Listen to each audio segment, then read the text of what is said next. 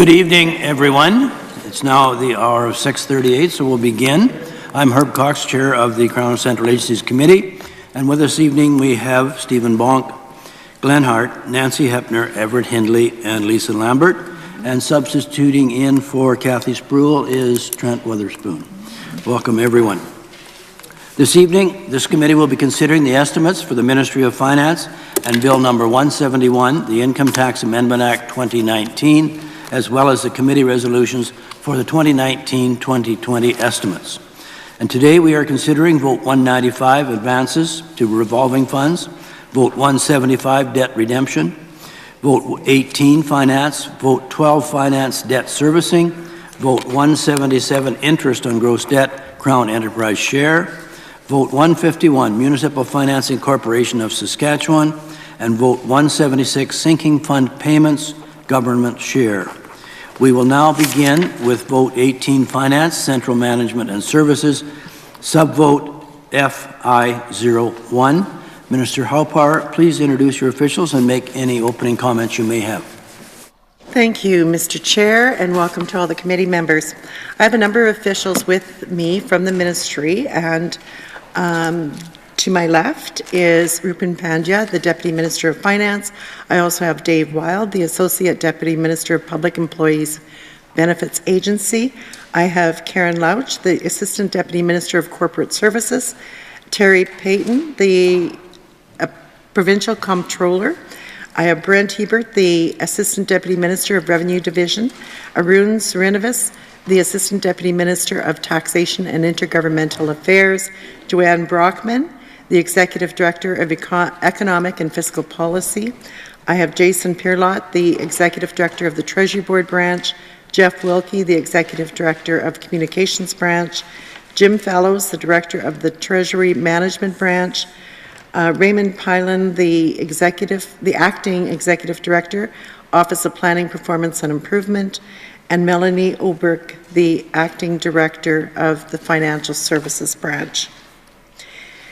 The Ministry of Finance's estimates, Vote 18, appear on pages 61 to 65 of the estimates book. The 2019-20 operating expense budget for the Ministry of Finance is $53.7 million.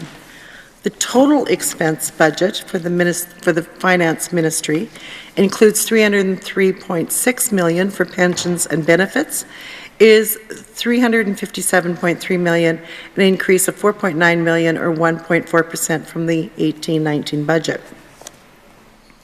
Notable changes in the Finance Ministry's expense budget compared to last year include increased expense of about $4.8 million for pensions and benefits to address changes in actuarial valuations and program rates, an increased investment of nearly $2.3 million to upgrade MIDAS, the main financial system that processes government payments, and for the replacement of the public sector budgeting module.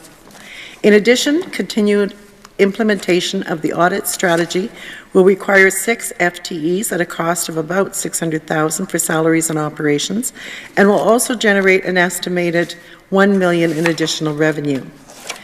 Another notable change from last year is the reduction in capital funding of nearly $7.6 million due to completion of the revenue system replacement project. This 5-year, $35.5 million initiative replaced a system that was more than 35 years old. The new system includes a client portal and fully administers and tracks various tax categories.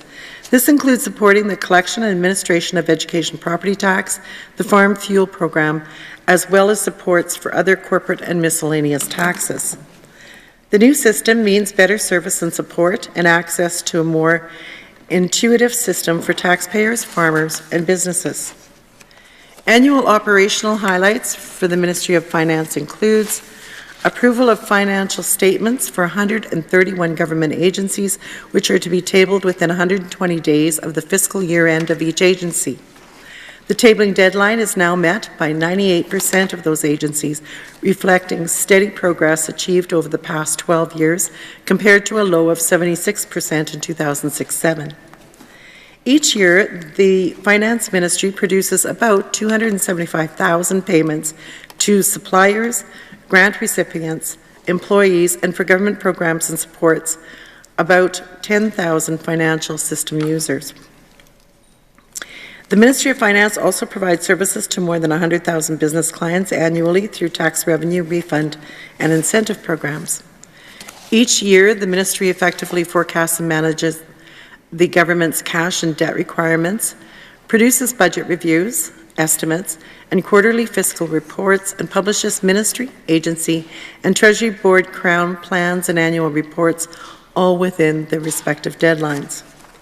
Throughout the year, the Ministry also provides advice to the Subcommittee on Public Sector Bargaining for 38 collective bargaining agreements, as well as the agreement with the Saskatchewan Medical Association. In addition, advice is provided to government on compensation matters for out-of-scope employment. Throughout the year, the Ministry also collects taxation revenue for the government and ensures compliance with tax programs using risk-based audit and enforcement activities.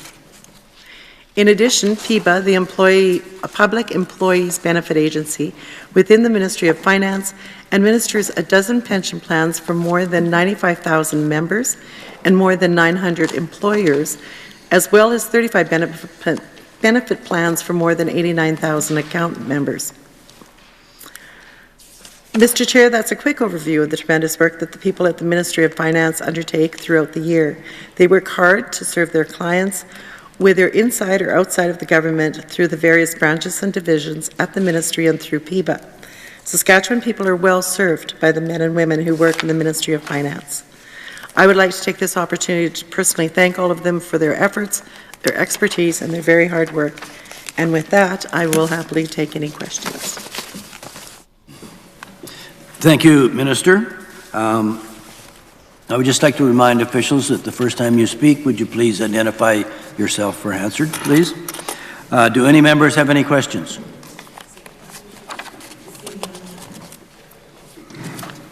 Seeing none, I recognize Mr. Weatherspoon.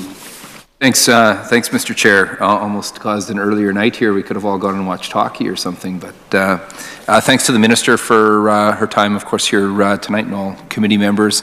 And thank you so much to all the officials with the Ministry of Finance that are here tonight, and all those others that are such good servants and stewards of our resources and our province. I really, echo the Minister's comments. We really do have an exceptional public service, and certainly that's the case in the Ministry of Finance. So thanks to everybody. Just to maybe like a few kind of standard questions around things like FTEs. Where are we at exactly on FTEs? You might have addressed this. Where are the changes and what are the impacts?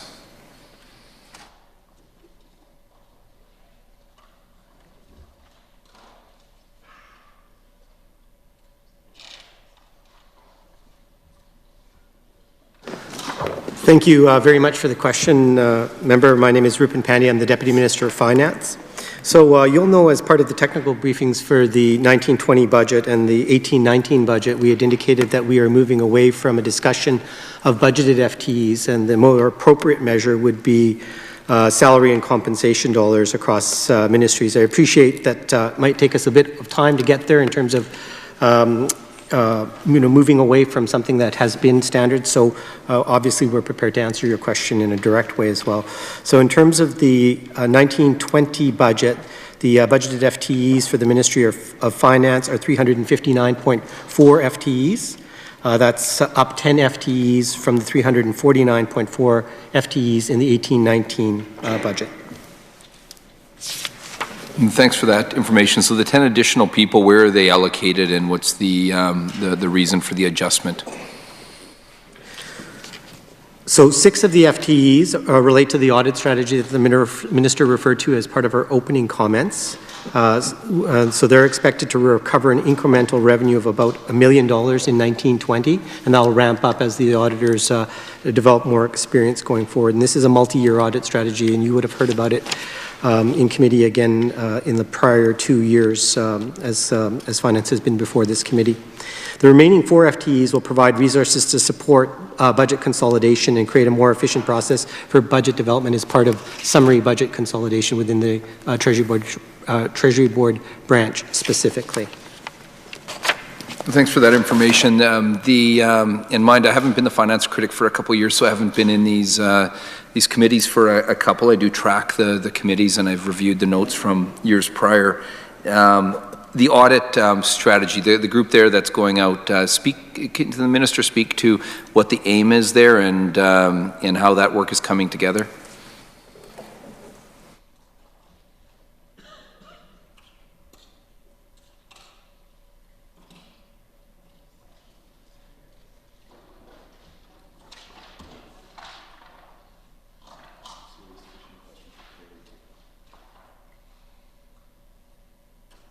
So thank you again for the question. So the ministry's mandate is to protect and preserve the government's tax revenue base and maintain a level playing field for businesses operating in Saskatchewan and promote compliance with tax legislation.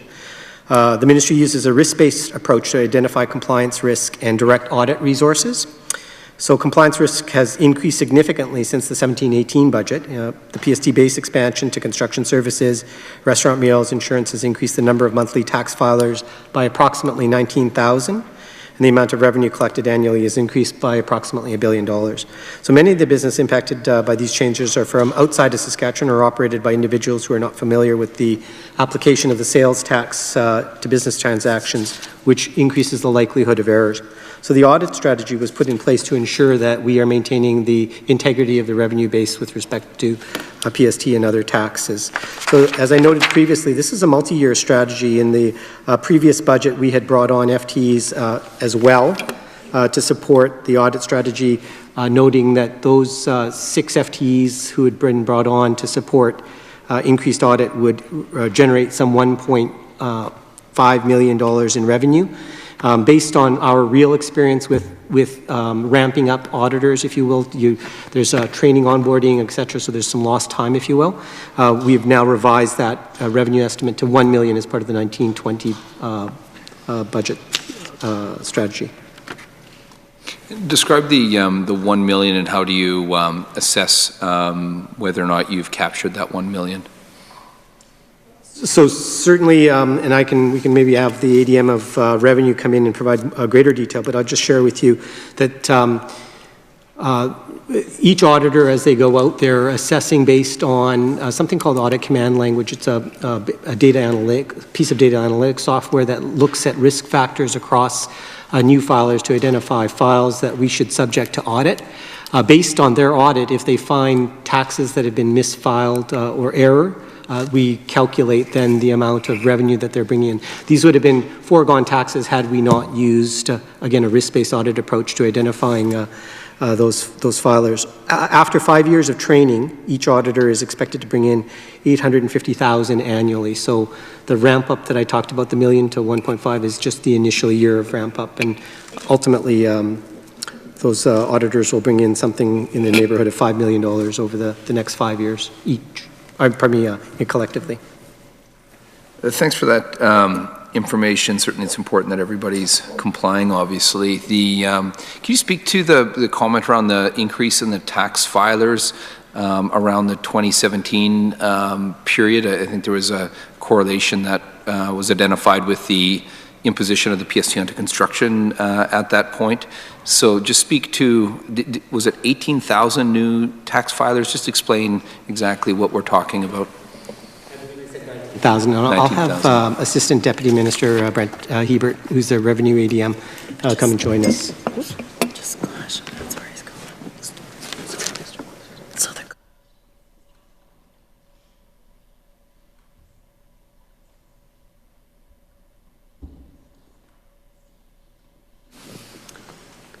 Brent Hebert, Assistant Deputy Minister, Revenue Division. So the additional 19,000 monthly filers would reflect businesses that were impacted by the base expansion who maybe were already registered and were filing on a quarterly or annual basis, but because now that they're collecting taxes under the expanded PST, they become monthly filers because their tax collections are greater than what they were before. That makes sense. I wasn't quite, I was picturing how there's 19,000 that maybe weren't reporting or something before. So of these 19,000, the vast majority of those companies would have been compliant with filing their taxes and reporting to the province before. Yes, the majority were already licensed. It was just that they went to a more frequent filing frequency because they were collecting more tax for the province under the expanded base. I'm sure the ministry had a lot of, we'll set aside, we'll maybe talk about we'll talk about the PST later on and some concerns there, but the, of course, that was a significant change for a lot of small businesses, all businesses across the province.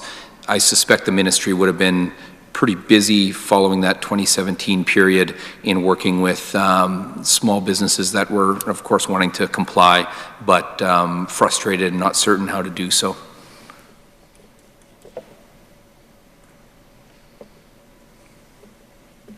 If the questions was the ministry busy, yes. Because I know I heard from lots of, folks at that time, that were, we'll set aside the debate on the PST or the concerns we brought forward are well known on that front.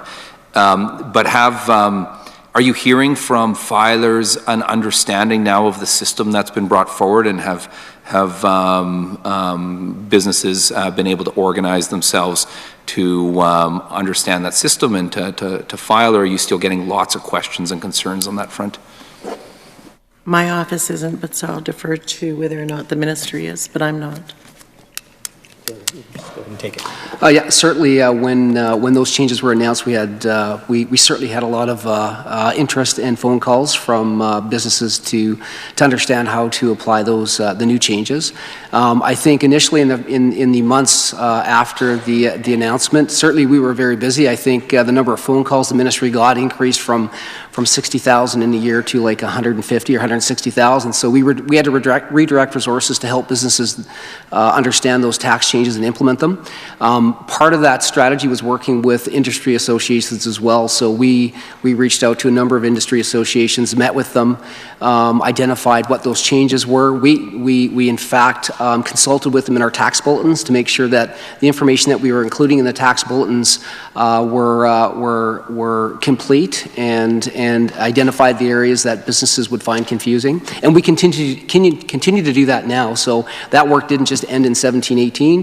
Every year when we're looking at bulletins to update them, we'll engage the industry organizations, and work with them on those bulletins to make sure that the information that we have in our tax bulletins is clear and it's addressing some of those areas that businesses might be confused on.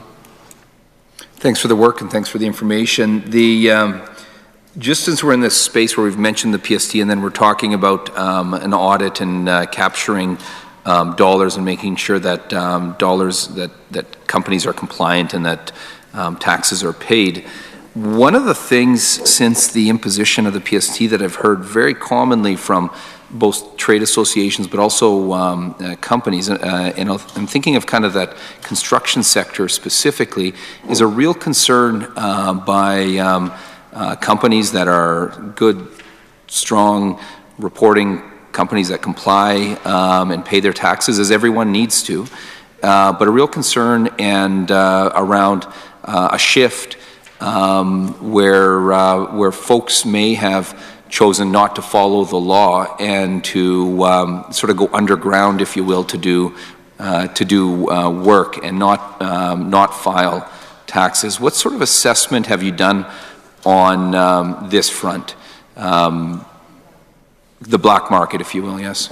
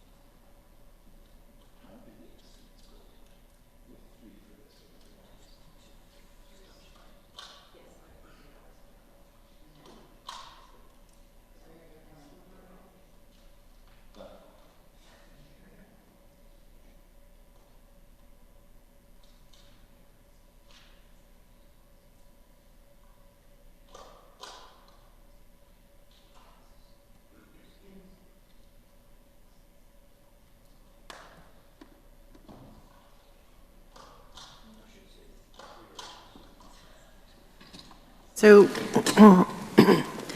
I also meet with the, different companies in the industry, and the officials assure me that they will be working with different companies in the industry and encourage them, if they know of a growing black market per se, by all means.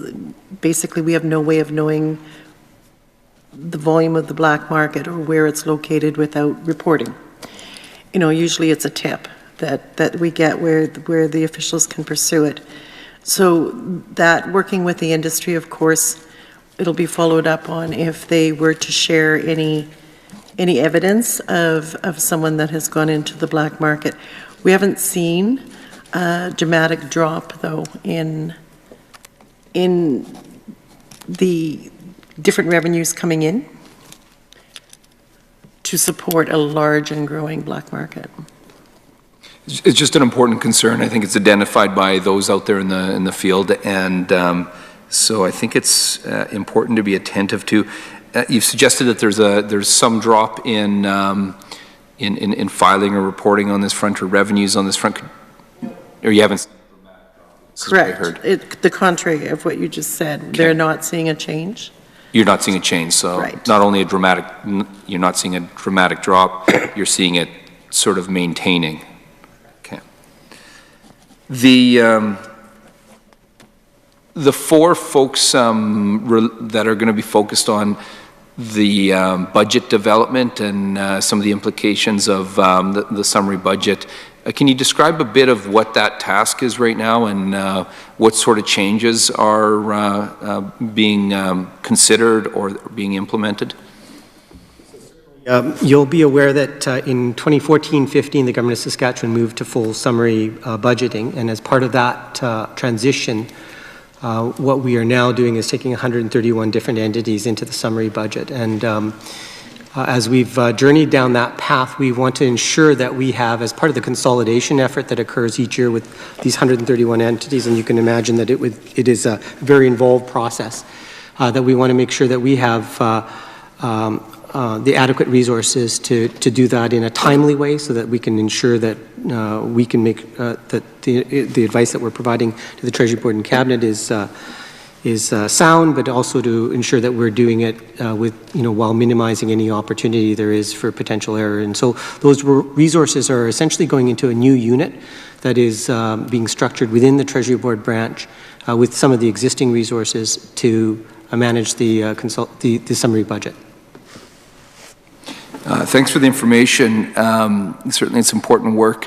I guess I'd like to get an understanding, does that relate or impact things like the important quarterly reporting that occurs? So I'm thinking of the mid-year report, or sorry, not the mid-year, the third quarter report.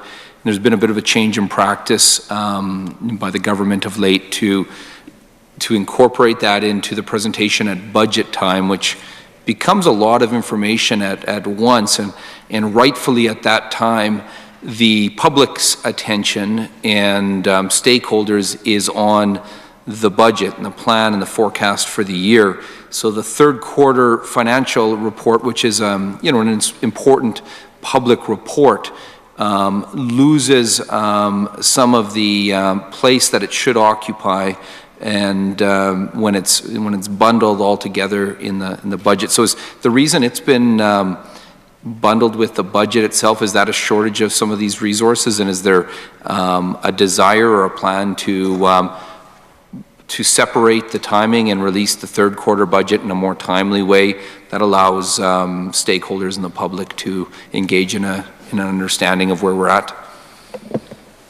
The answer is no. The common practice is to have the third quarter with the budget. You're confused that that's the uncommon practice. In fact, that has been the common practice in our province. Last year was the exception, where because there was a delay in the budget due to both the government party and the official opposition having a leadership race, there was an agreement to delay session and likewise delay the budget. We felt that was too long to delay the third quarter, and so that's why the third quarter was released last year separately. but normally they're released together. Okay, so and maybe my memory's mixed up here on this front. Just to get confirmation then, if we're going back, even in the time of your government back to 07, was the third quarter not done and released often in February, certainly earlier than the budget? You know, that's certainly my recollection on this front.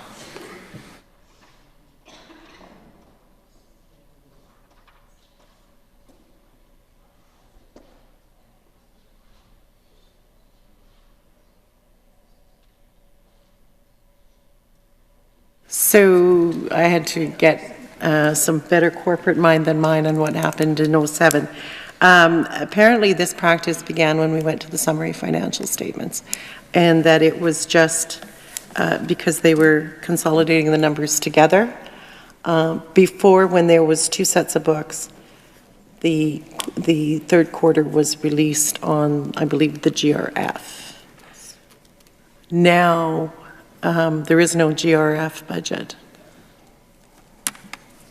No, so I appreciate, and thanks for clarifying. I thought for a second I might need to go see the doc tomorrow, because I remember being finance critic for a lot of years and always sort of waiting and wondering when that day was, because it gave an important sort of snapshot into where the province was at. I guess the report is important. And it's important that it's done on the summary, and I know that that's been an exercise that's required a lot of work, and thank you to all those that are involved in that. But now that we're there, and now that you're working to improve that budget development, I think it's really prudent and important to recognize a quarterly report for what it is. It's a very important document to the people of the province, not unlike the mid-year, not unlike the first quarter report. And I would certainly implore the consideration of separating that space. I think, in fact, we're talking the value of that report is diminished, and I know finance is all about getting value for the public, but the value of that report is diminished when it's simply tagged in to the budget process. So I guess I'm looking to see if there's some open-mindedness to look at separating that period of time and reporting in a more timely way, and allowing the public to be engaged in an understanding of the state of affairs of our financial affairs of our province. The likelihood is not great that we'll consider this. I'm not sure if it adds value to have that report 2 weeks before the budget, which also has that report. We definitely, you know, the first quarter report is separate and apart, and the second quarter and the third quarter, I don't recall, and maybe we should both go and have this checked out. I don't recall a lot of coverage on that third quarter. It was anticipation of a budget.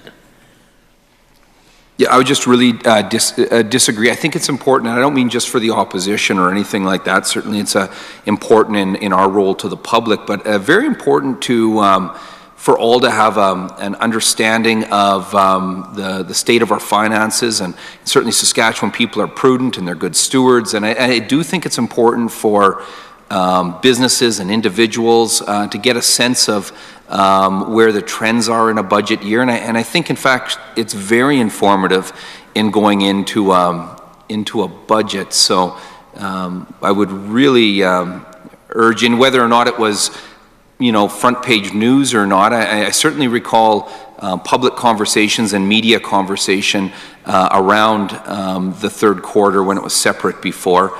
But, and that's only part of it. I think it's really about just relating the information to the people of the province, you know, the information that's important to them and that they deserve. And it does allow some understanding as you're going into a budget. Thank you. I didn't hear a question in that. Rather, I heard an opinion. So I think I gave you my answer. At this point in time, I mean, I suppose we could take that into account. I have not been asked for it by anyone in the public. I haven't received an email, a phone call, or a letter saying, oh gee, I sure would have liked that third quarter 2 weeks before that budget. That would have been nice. However, I'll be very mindful should I start to receive that type of correspondence, and we'll keep your suggestion in mind.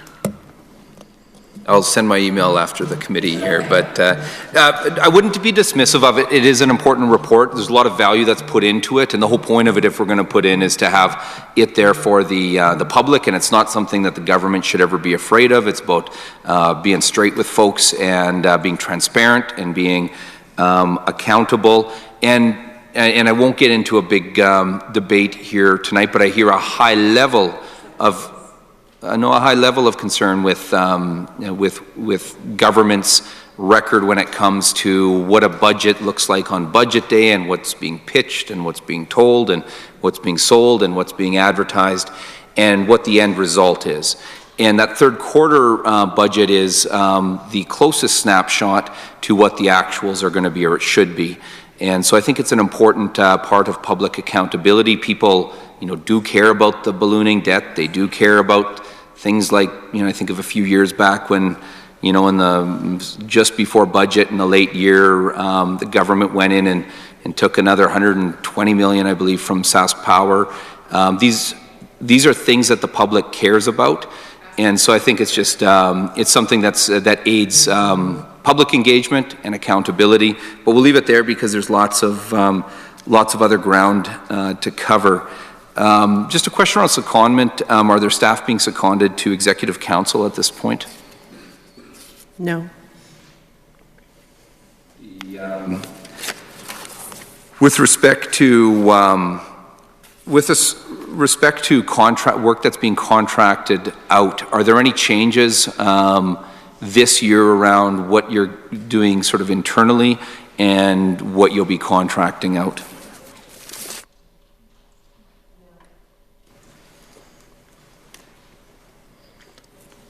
Any lawsuits or litigation ongoing for the ministry right now? For the ministry itself? Sure, for the Ministry of Finance, or something that you would then, I guess there's a potential liability on any lawsuit to government. It's not to, no.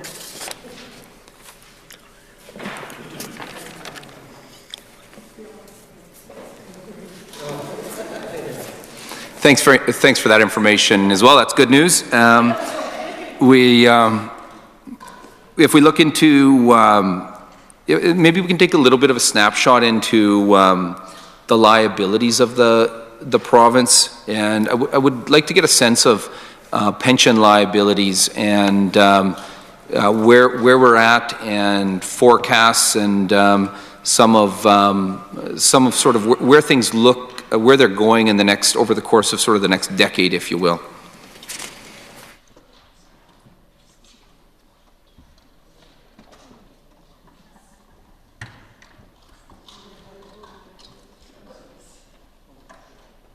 Get Dave up too.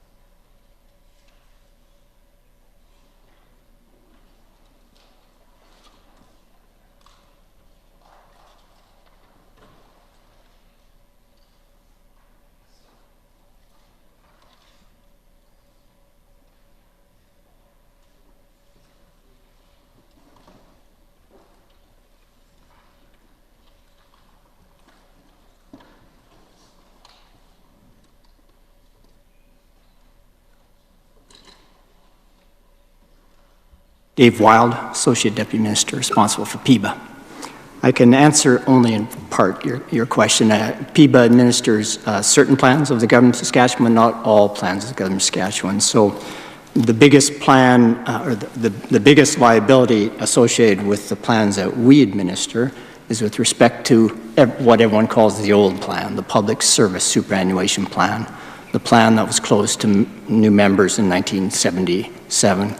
The current cash flow out of that plan, it is a totally unfunded plan. It's a pay-as-you-go plan. So the current cash flow is approximately $123 million, and that's tailing off. There are very few active members. We're down to less than 50 active members, so very few people coming onto pension payroll and people coming off pension payroll as they decease. So that 123 million will track down on a pretty much a straight line trend over the next 10 years. It goes down around $4 or $5 million per year has been the history. There are other defined benefit plans associated with the Public Employees Benefits Agency, but they're much, much smaller, far less material than the Public Service Superannuation. So the MLAs have an old pension plan, a defined benefit pension plan with certain liabilities, the judges as well, but very small relative to the Public Service Superannuation. So the plan that I really cannot speak to because it falls under the Ministry of Education is the teachers' superannuation plan. Significant liabilities associated with that plan, but I don't have those numbers, sorry. Well, thanks for that information. And just to clarify, the MLAs don't have that plan anymore. So it was, I don't know exactly when that change was made, I think in the 90s, but, sorry? It was the last one on that plan. We still have former MLAs who are receiving pension, and so there are liabilities associated with that portion. They're older than you and I. I just want to make sure the public knows at home that we've got a defined contribution. We put in a portion, the public puts in a portion, and the market is what it is. When it comes to, so about $4.5 million reduced each year annually, pretty much a straight line. So a decade from now, we'll have reduced that annual spend by about $45 million or so, and it just sort of continues on that trajectory then, or? That would be our anticipation. You know, it really is a function of you know, how long-lived the retirees are. Well, we're talking about people's lives, so all those pensioners out there, we wish them good health as well. But thanks for the numbers from the actuaries that are here. Now, what about the pension liabilities itself, or the pension debt, if you will? Where are we at, and what are the forces there? Yeah, Terry Payton, Provincial Controller. I've got a few comments I'll make just first of all on the overall expense line that we're talking about, that Dave provided some detail on one particular plan, but I can give you information on all of the plans as opposed to just one specific one. On an accrual basis, so that's not the cash payments that we're making, the expense is actually growing over the next few years. So we're forecasting for 1920 an expense of approximately $357 million. Subsequent years, it's in the range of 565, 598, and 607. Now, those are forecasts, but they're very subjective to some of the things that are happening in the industry. Actuarial gains and losses have a huge impact, and that's one of the reasons why for the 1920, we've got a fairly big, I'll say, reduction in the expense, but it's because of the realized gains and losses that have happened in that period. So we had things that happened in prior years that affect the current year. So a big aspect there is the actuarial gains and losses. These numbers are also very sensitive to interest rates. So as interest rates fluctuate, and they go up significant. The impact is significant even for a 0.1% or a 0.2% change in the interest rates. Significant impact on the expense line. When I'm looking at the liability for out years, we're anticipating that for the current year, the liability should be dropping by approximately $449 million. That's for all the plans combined. It'll drop by $248 million in the next year, followed by $219 and $209 million. Now that's because our cash payments that are required under our plans are exceeding that accrual expense that I've already explained to you. Okay, no, I appreciate that information. Can you just speak to what 1% change in interest rate, what the fiscal impact is? It's not a straight calculation. Based on our current liability balance, I think a 0.1% change of the interest rate is approximately $69 million. And the increases, those are significant increases over the next number of years, kind of I think 3 years that you had laid out there. But just break down again what the actual fiscal impact is on us each of those years, as far as from a budgetary perspective. You made the comment about commitments, I think meeting some of the requirements that were there. So I guess when you're talking about $565 million next year, what are we talking about, and then 598 after that?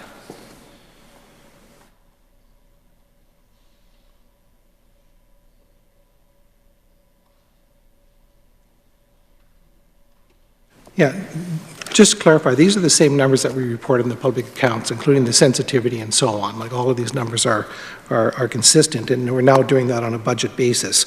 The big change that's taking place, even though you say it's increasing significantly in the out years, as I said, the impact on the expense for the current year is $357 million. That jumps to 565 or 566 in the subsequent year. That's the big increase. You got a $200 million increase that year, and that's a result of, in the current year, the gains and losses that we're benefiting from. So it's almost bringing us back to a normal state. From next year at 566, it goes up to 598 and 607. So there's modest increases, but the big increase is just between the current year and the next budget year, and that's because of the gains and losses that we're not getting the benefit of after. Now, as interest rates change and actuarial changes, we always see some impact when valuations are done. Thank you.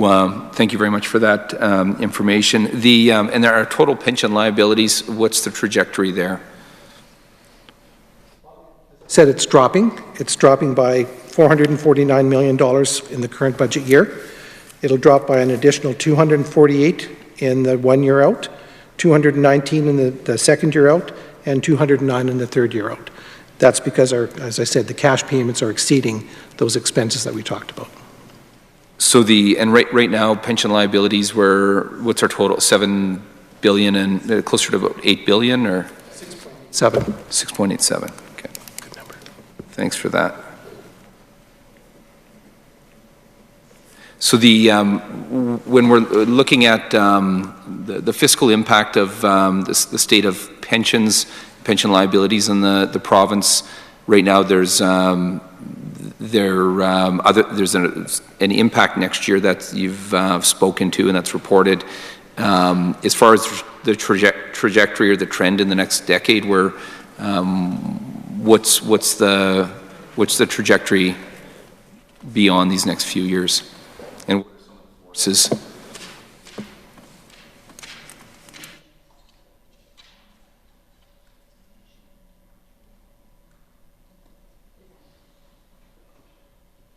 In general, based on the current liability and the current assumptions, it's actually fairly flat, the expense. Perfect. Thanks for that information. Looking at some of the other liabilities of government, just wanting to make sure we're fully capturing those liabilities. Can you walk us through kind of where we're at on the sort of the P3 type liabilities and where those are at for the public?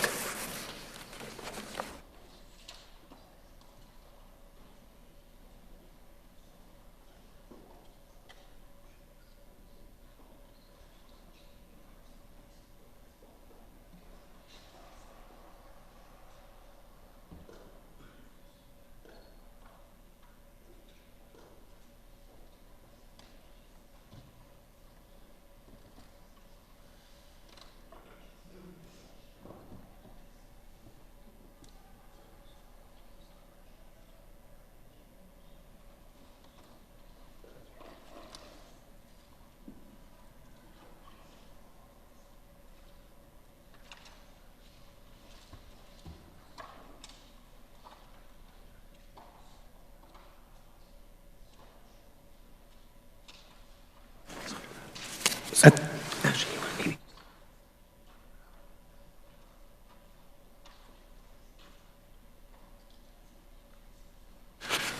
think the best place to start this discussion is actually with the public accounts documents, and as you know, we don't have the current ones out yet that would be reflecting the most current numbers for the P3 liabilities.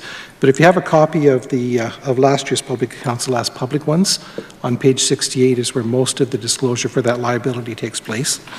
And you can see that at the end of 2018 last year, the liability that we had recorded in the public accounts was the $1.7 billion.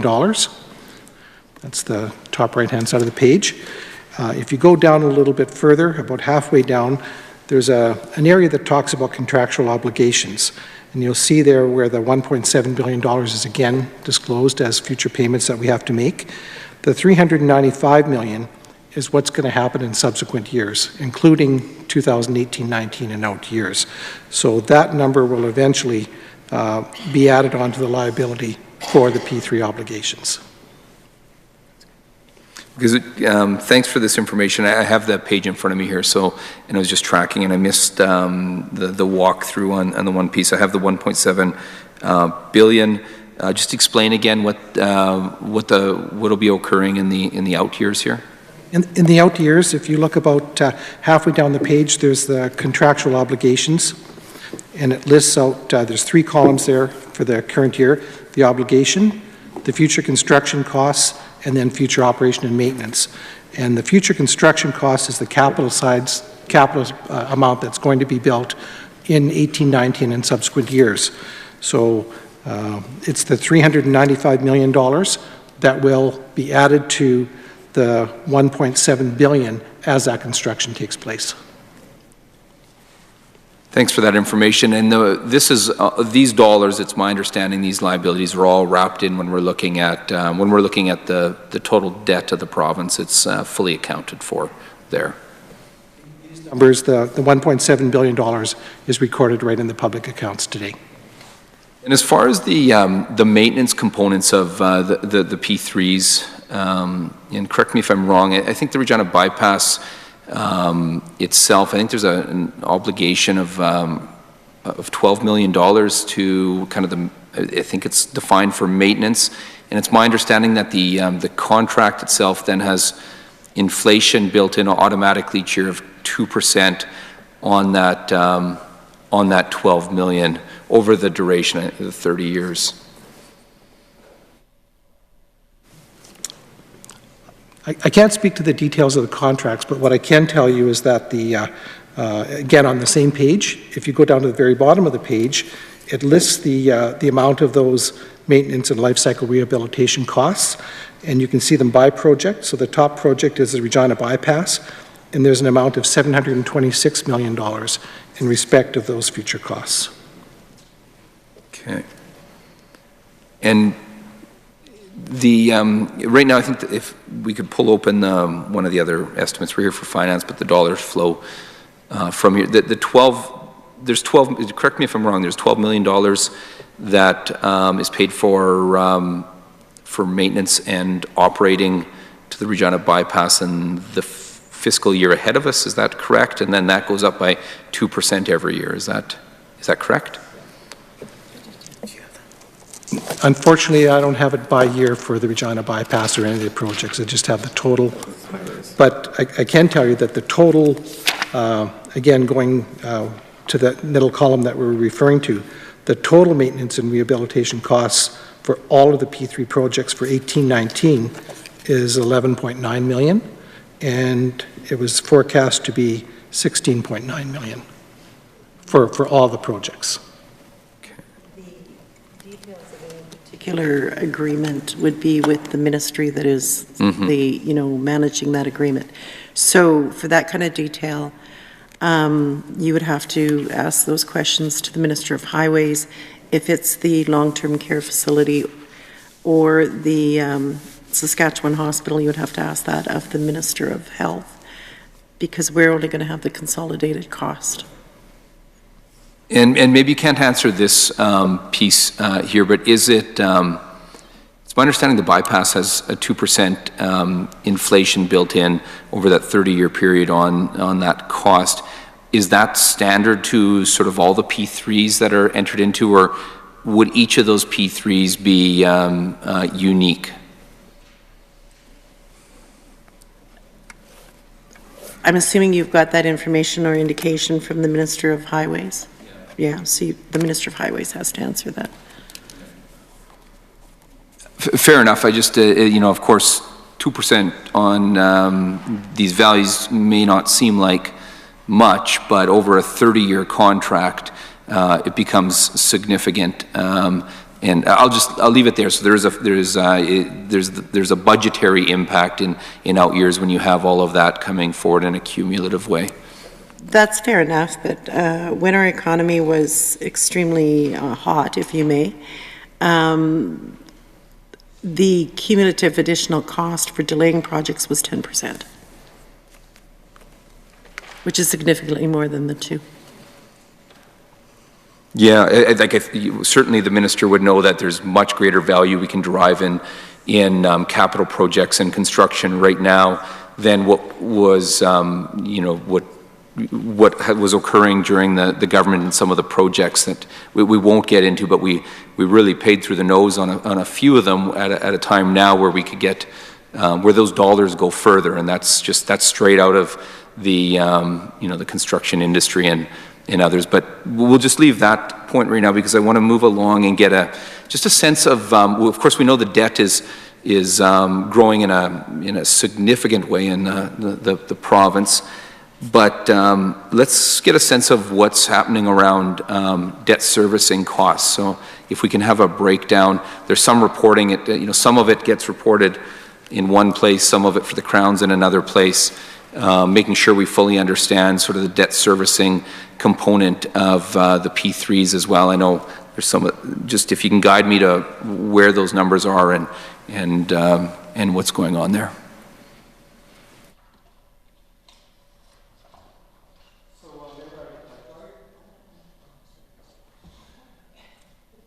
We're not going to just walk away from comments that you make. I mean, that is, perhaps you like to drop those comments and then just move on, but there was a value for dollar assessment on the P3 projects that was extensively done through SAS Builds, and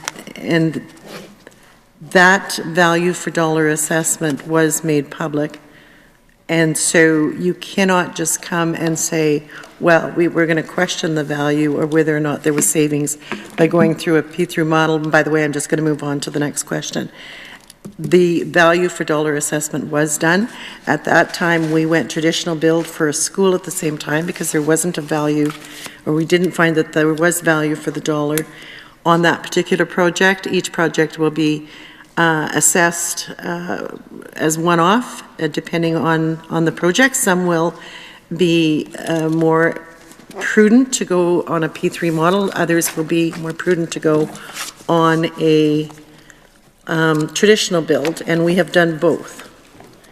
The one thing we have consistently done is to address infrastructure funding and infrastructure renewal and brand new replacement here in the province, which has been neglected for quite some time.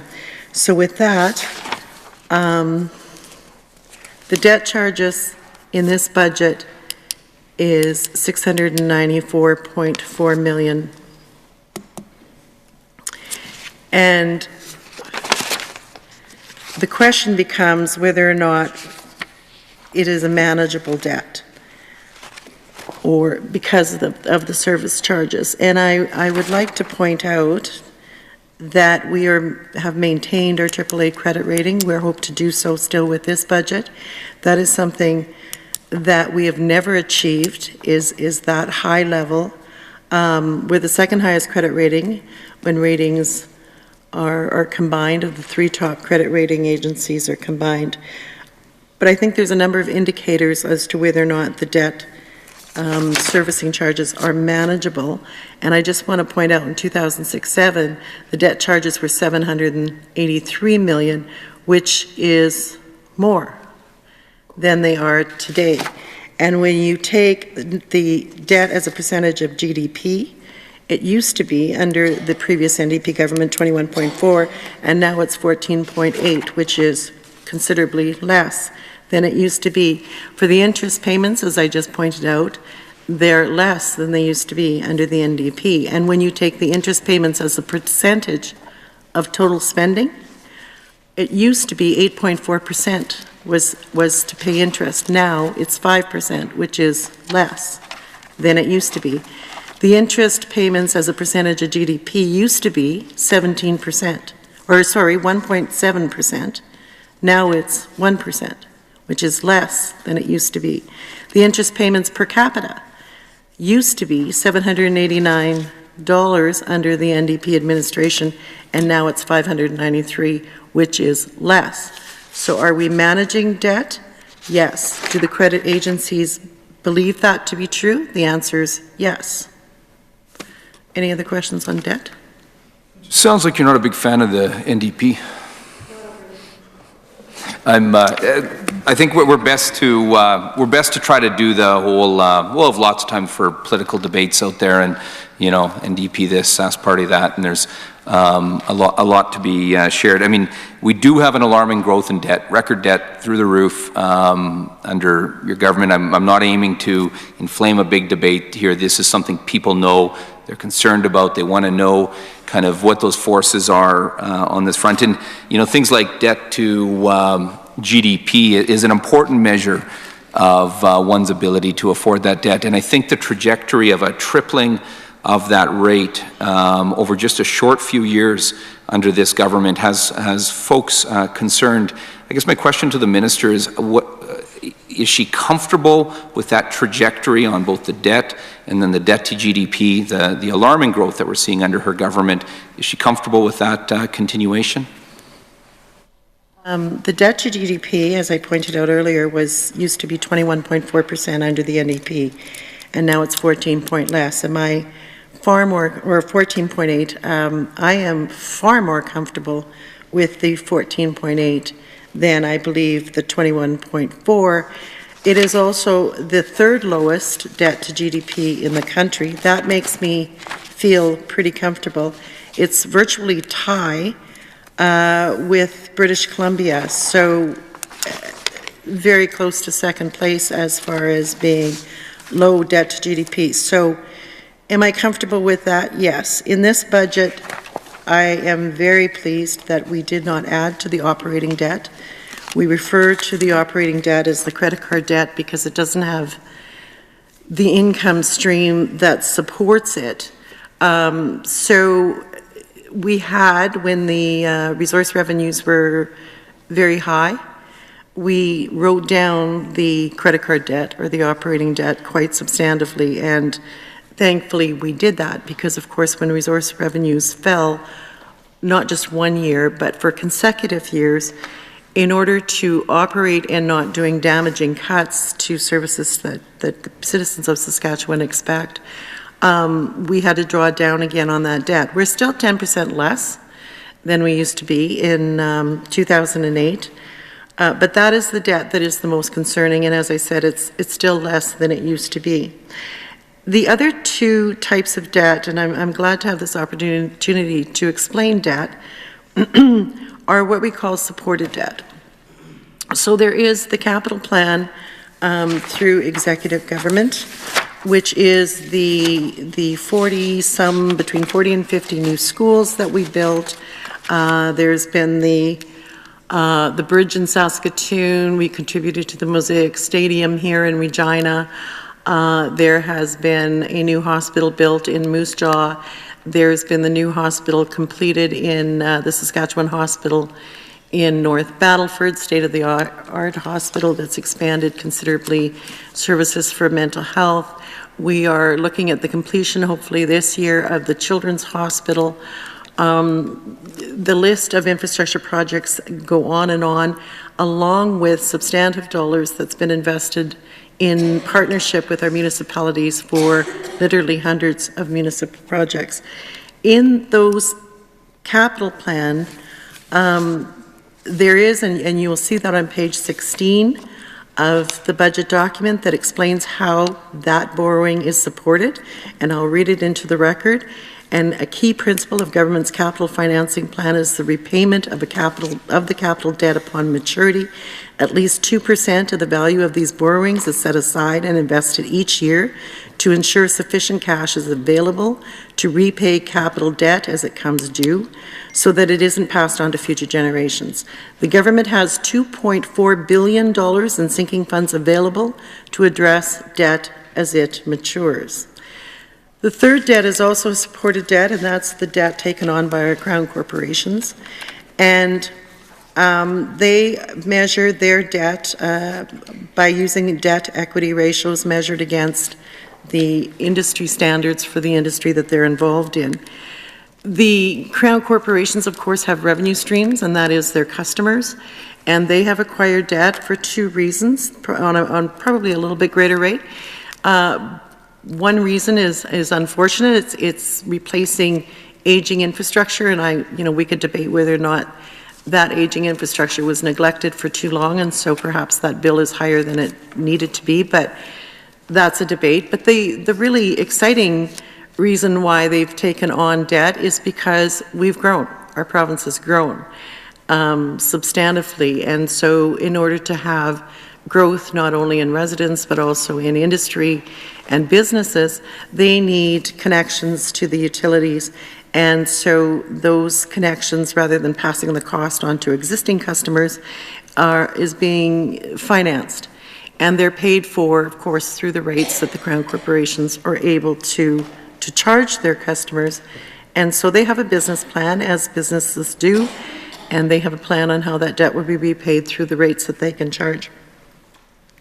The other thing to keep in mind, and I know that yourself and many members have done a lot of fear-mongering on the horrific increase to the debt without ever also accompanying it in context of today's GDP. And, it's okay if you want to take a moment in time and never move past it. I think we lived through 16 years of that. We picked a moment in time and never really progressed past it. But in fact, we have. And our GDP is much stronger than it was ever before. So that's why that debt to GDP number is so significant. And that's why when you ask, am I comfortable where it is, I would love for it to be lower, and hope to have the correct policies in place to facilitate and encourage further growth in our GDP. But I definitely, if I compare it to where it was, we're in better shape, and the credit rating agencies agree with us. Yeah, I'm not going to try to get drawn into much. There's sort of this partisan, space at it's the finance, you're the finance minister, and I mean, the budget documents speak for themselves, and we know what the record was of the previous government before, and that terrible mess and that debt that was so insurmountable back in 1991, and all that hard work. And Saskatchewan people are common sense, and they were involved in all that work as well. But just if we're looking more, let's stay more relevant to where folks are at right now.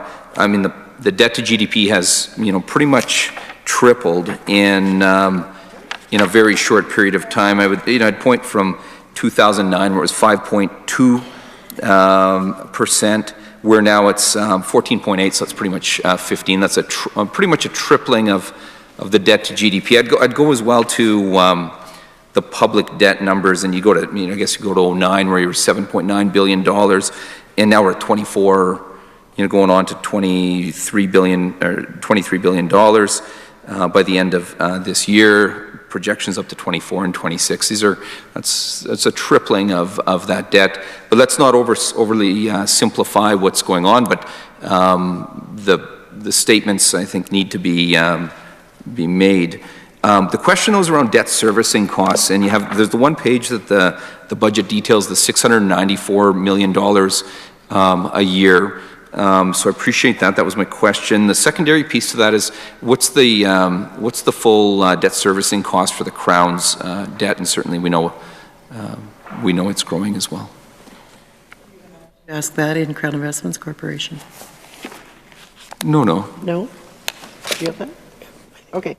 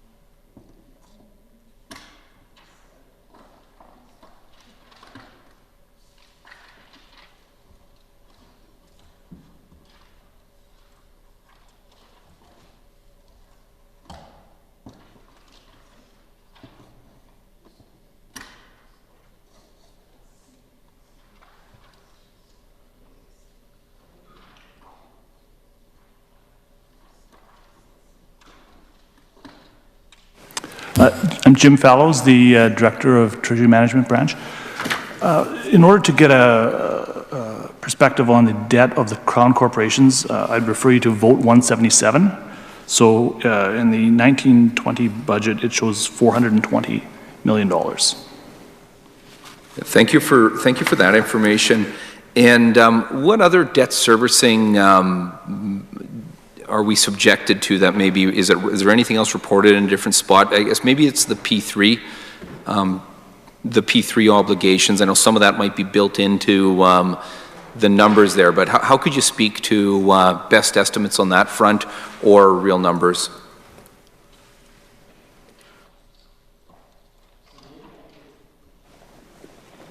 So I'll draw your attention to page 18 of the estimates document.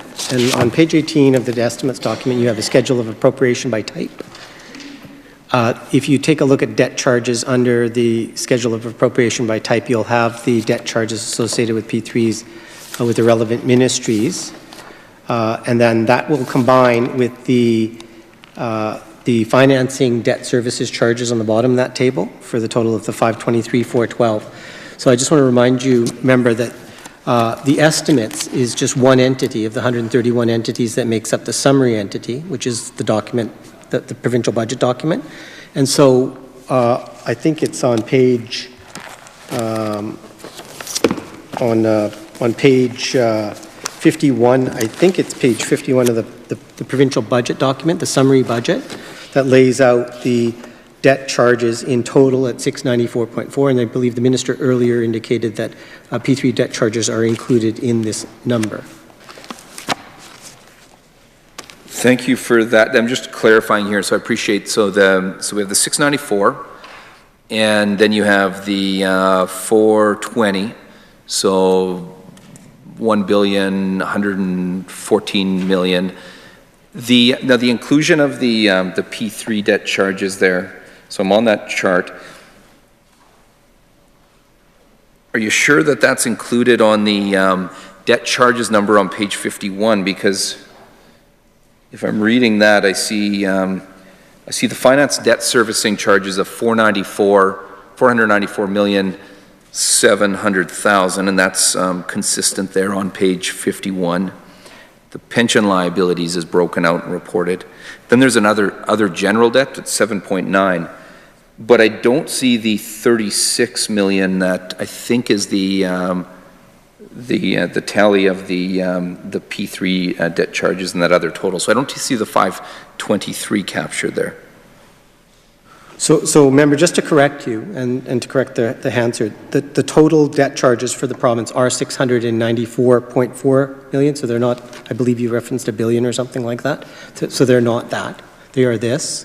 The 494.7 is in fact the GRF debt, as I noted, and that toggles over, if you will, from the estimates, document page 18. You're correct, the pension liability is also accurate. Again, the debt presentation on page 51 of the summary budget is a consolidation of 131 entities. So the other general debt at 7.9 will include both takes and puts, if you will.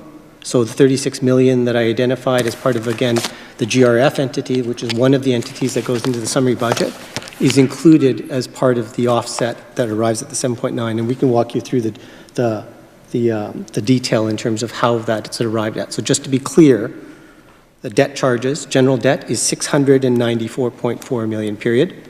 It includes all of the entities of under the summary budget, the 131, including all the entities in the GRF. And so I can have the provincial controller walk you through, for the other general debt category, the 36 million that is identified as part of P3 financing costs, and then the other takes and puts that arrive at the 7.9, if that would be helpful. There, just want to make sure. And then the Crown debt charges are separate, and that was identified at $420 million. Right, so that's the so that's simply where the billion-dollar number where I arrived at that. You have the debt charges that I appreciate that we've walked through and clarified where they've come from, and then there's the additional 420 million out of the Crown corporations on top of that 694, and of course that's Crown debt, and that is different. Just as far as the debt charges themselves, what forces are we dealing with on this front, and are there forecasts on for the year ahead for debt charges?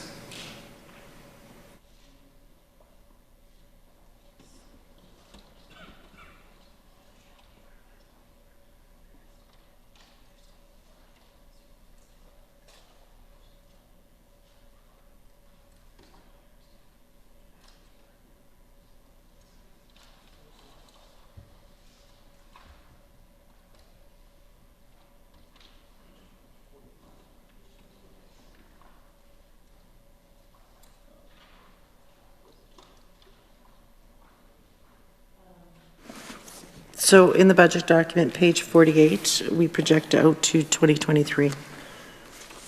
But the debt charges themselves, looking at the debt charges component, obviously interest rates play a big role here, and depending on what your contracts and terms are. So what are we looking at in the next, what are some of the forecasts for the next 5 years as it relates to debt charges?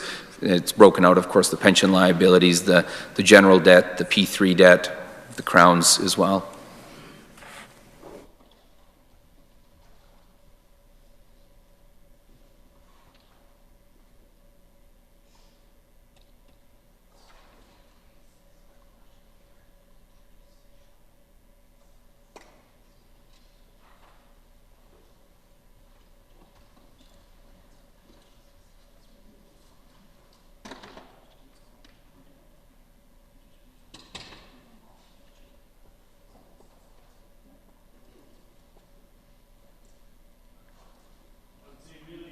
The future debt charges would be primarily a function of future interest rates on new debt as it's acquired, and it's also affected by interest rates on maturing debt that's rolling off. And that's really the primary driver. Sure. So that's sort of where I'm trying to get to, because I don't know when some of that debt is maturing, and we have had some changes in interest rate. We've had different conditions now again in the last few months, so I know it's a mug's game to predict these things, but I know the Ministry of Finance does that because it's important work. So what are some of the forces here, and what are the forecasts with your operating assumptions at this point? So if you turn to page number 51, it says debt charges. In addition to interest payments, the debt charges include other costs related to general gross debt, such as the amortization of premiums, discounts, and commissions. Debt charges also include interest that is accrued on pension liabilities. The 2019-20 debt charges assume interest rates of 2% for short-term borrowing transactions, 3.5% for long-term borrowing. An interest rate of 3.1% is assumed for pension liabilities. A 1% point increase in interest rates for a full year from levels assumed in the budget would increase debt charges in 2019-20 by approximately $55.3 million.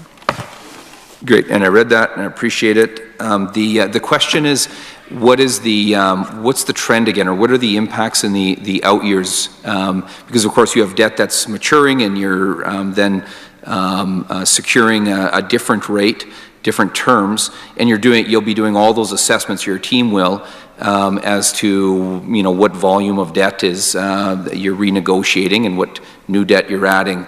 So this is good information for the current year and the assumptions. What are we looking at when we're talking sort of the next 5 to 10 years?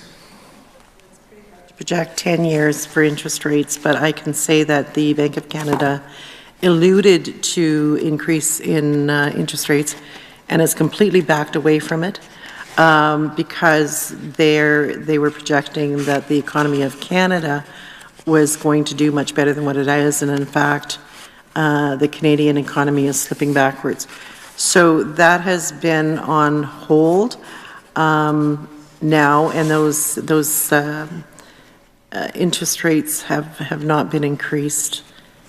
And so, it's very, when it's that volatile, it's hard to predict, other than the rates where you have, and as I said, a 1% difference is already calculated at the 55 million. But I'm sure this makes you and the people of Saskatchewan appreciate how important it is to have that strong debt to equity ratio, and thusly the AAA credit rating, because the AAA credit rating gives us the benefit of lower interest rates. Yeah, certainly, I track the market closely, and I'm aware, interest rates, bond market, and the statements from the Bank of Canada. But I suspect your officials are factoring in some of those considerations. But set that aside, they'll be definitely factoring in the maturity of whatever volume of debt at different times, and where it gets booked at when it comes due. Could we hear a little bit around what kind of forecasts we're dealing with on that front? I can speak to the next 3 years. So those would be the last 3 years covered by the forecast on page 49, so 21, 22, and 23. In aggregate, over those 3 years, the debt that matures is approximately $2.5 billion, so slightly more than 10% of the province's debt will mature in those out years, those 3 out years. And then what's the environment? How will the environment different, or the rates differ from what it was, booked at before? Of course, again, it's hard to predict these things, but what are you expecting as far as fiscal impacts relating to debt servicing charges by way of interest rates for that debt that's matured? Are we able to get into a better spot with that debt? It's going to depend on, of course, when the contracts were entered into, or is it going the other way because there's some other adjustments as well? Yeah, generally, I would say for the out years, that 2.5 billion, generally the rates on that debt would be slightly higher than what the rates are right now. So there would be a small saving when it comes time to refinance that debt. Thank you for that information. It's really appreciated. Moving along a little bit to, I don't have a full understanding. I think I may, but I know the minister will be able to enlighten me around the dollars. What is it? The dividend from CIC that was utilized this year, and I guess those were dollars. Just explain what was done, why it was done, and what the impacts are.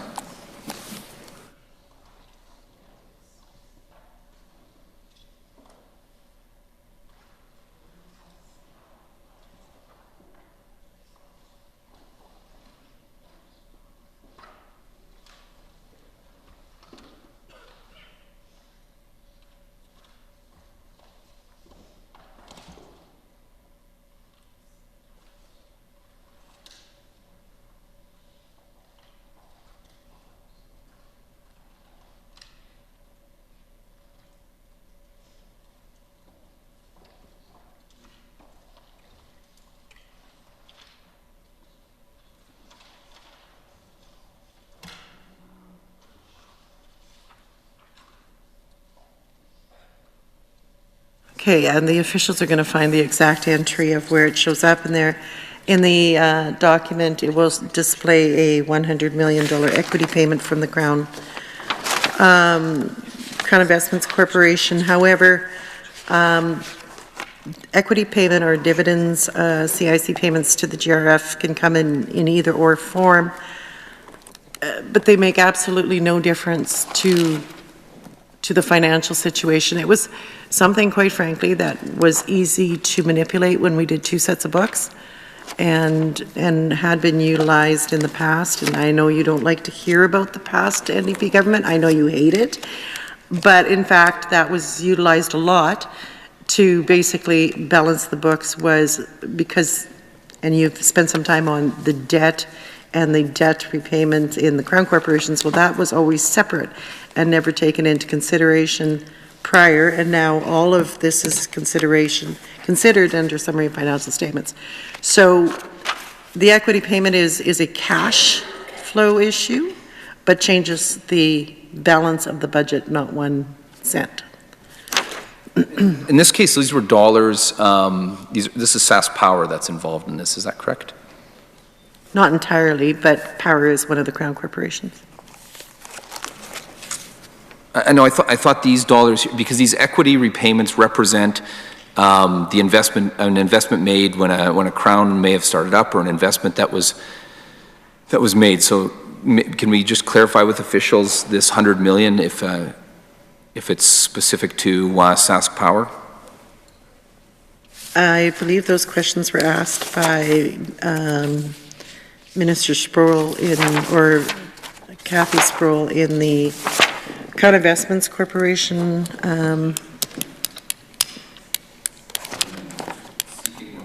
No, she had certainly sought some clarity. We didn't really get it there. So just following up on that line of questions. The same answer, because I'm going to read it right out of Hansard. The officials, because we've got the finance officials here tonight, it's a pleasure to have them serve and to be here.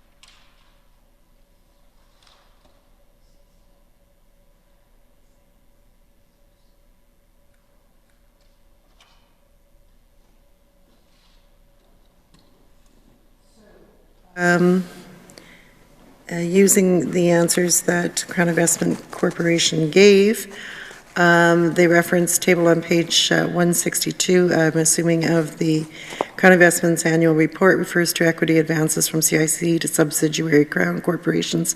So the subsidiary Crown corporations received investment when they would have been first established to finance their operations, sort of in the same fashion that the equity advances from the General Revenue Fund to CIC provides financing to CIC.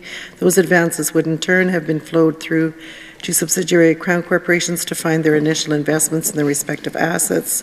So there's a relationship that is not necessarily one-to-one relationship. There would be equity repayments from CIC back to the General Revenue Fund from time to time based on funds available at CIC. So the funding for the $100 million equity repayment would come from a combination of sources.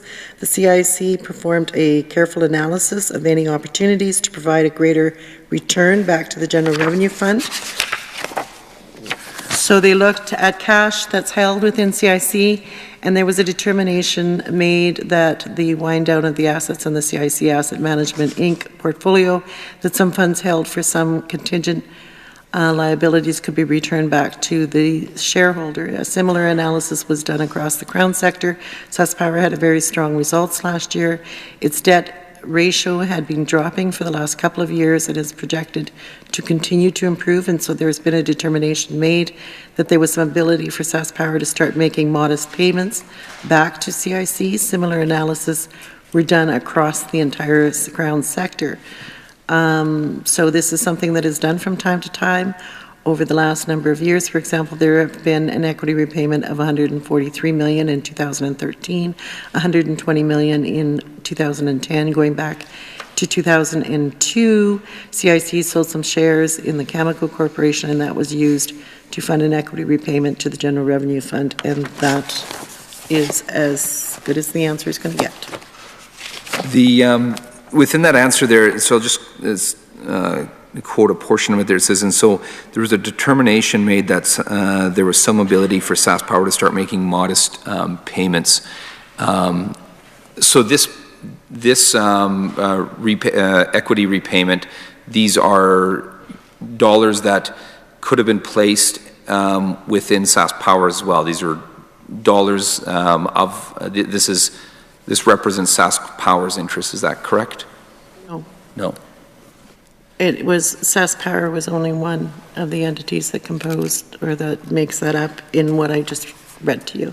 Speak to the comment around SaskPower making modest payments back. Of course, they haven't been making, it had been the policy, except for when government wanted to change it later in the year, but it had been the policy that SaskPower needed the dollars and wouldn't be paying a dividend. So what's the plan on that front this year and going forward? Dividends so yes, it was a policy except for 1 year where there was an exception made in the entire time that we've been government. As the president of the Crown Investments Corporation said in what I just read to you, that this was a very strong year and a determination was made. But these are questions that need to be directed to either the Minister of SaskPower or the Minister of Crown Investments Corporation. They make their determination on their fiscal ability in order to make an equity payment or not. It makes absolutely, utterly no difference to the budget. It is a cash flow situation, but it doesn't change the bottom line any longer when you go to summary financial statements. The dividend itself, if that Crown retained those dollars, it would improve the bottom line of that Crown Corporation. Discuss that with that Crown. And under the annual reports of that Crown, because finance doesn't manage the Crown corporations or their fiscal. All we do, the Crown corporations through Crown Investments Corporation reports their financial situation to finance, and finance incorporates those numbers into our summary financial statements. Finance does not manage the Crowns. Finance plays a role in setting the dividend rate. That's not something chosen by the individual Crowns. Relevant to our summary financial statements. I understand that at one point in time, when there was 2 sets of books, if you were short in the General Revenue Fund, you could move money over as a dividend from the Crowns, and then that would shore up your revenues. That is no longer the case. So there can be a cash exchange that doesn't change the bottom line of the books. I understand that. I know there's been, in fact, I've heard some urging that, this would be, because of these changes, it really makes no sense to continue with dividends. I've heard from some. I don't know, but that's not what I'd like to get an understanding, though, is a dividend still matters to a Crown corporation, correct? It impacts, if a Crown is paying a dividend, those are dollars that they're not retaining and investing back into their operation. Correct. So is the social benefit of having Crown corporations to help support programming and services to the Saskatchewan people? And I guess if you're suggesting that it shouldn't be, that's a great debate to have. I'm not making that suggestion. I'm bringing forward a conversation around the some of the budgetary situation that we face. But to be more clear, taking a dividend from a Crown corporation takes dollars from that Crown. So in this case, these dollars, this $100 million, seems to be associated with SaskPower. Is that? I just read to you, which is a direct quote from the president of Crown Investment Corporation. I cannot change his words. I have to use his words, that it is not entirely from SaskPower. But again, just to clarify again, the dividend that's being set for the Crowns is not set by the individual Crowns, as I think was just suggested here a little. That's set. Each Crown has a benchmark of what they pay to their shareholders. It varies from Crown to Crown, and there may be special circumstances, as we felt there was for SaskPower, in order to do a catch-up on neglected infrastructure. Each Crown measures their Crown equity ratio against the industry, what they call industry standards, so against that of other companies that is in the same type of industry or service.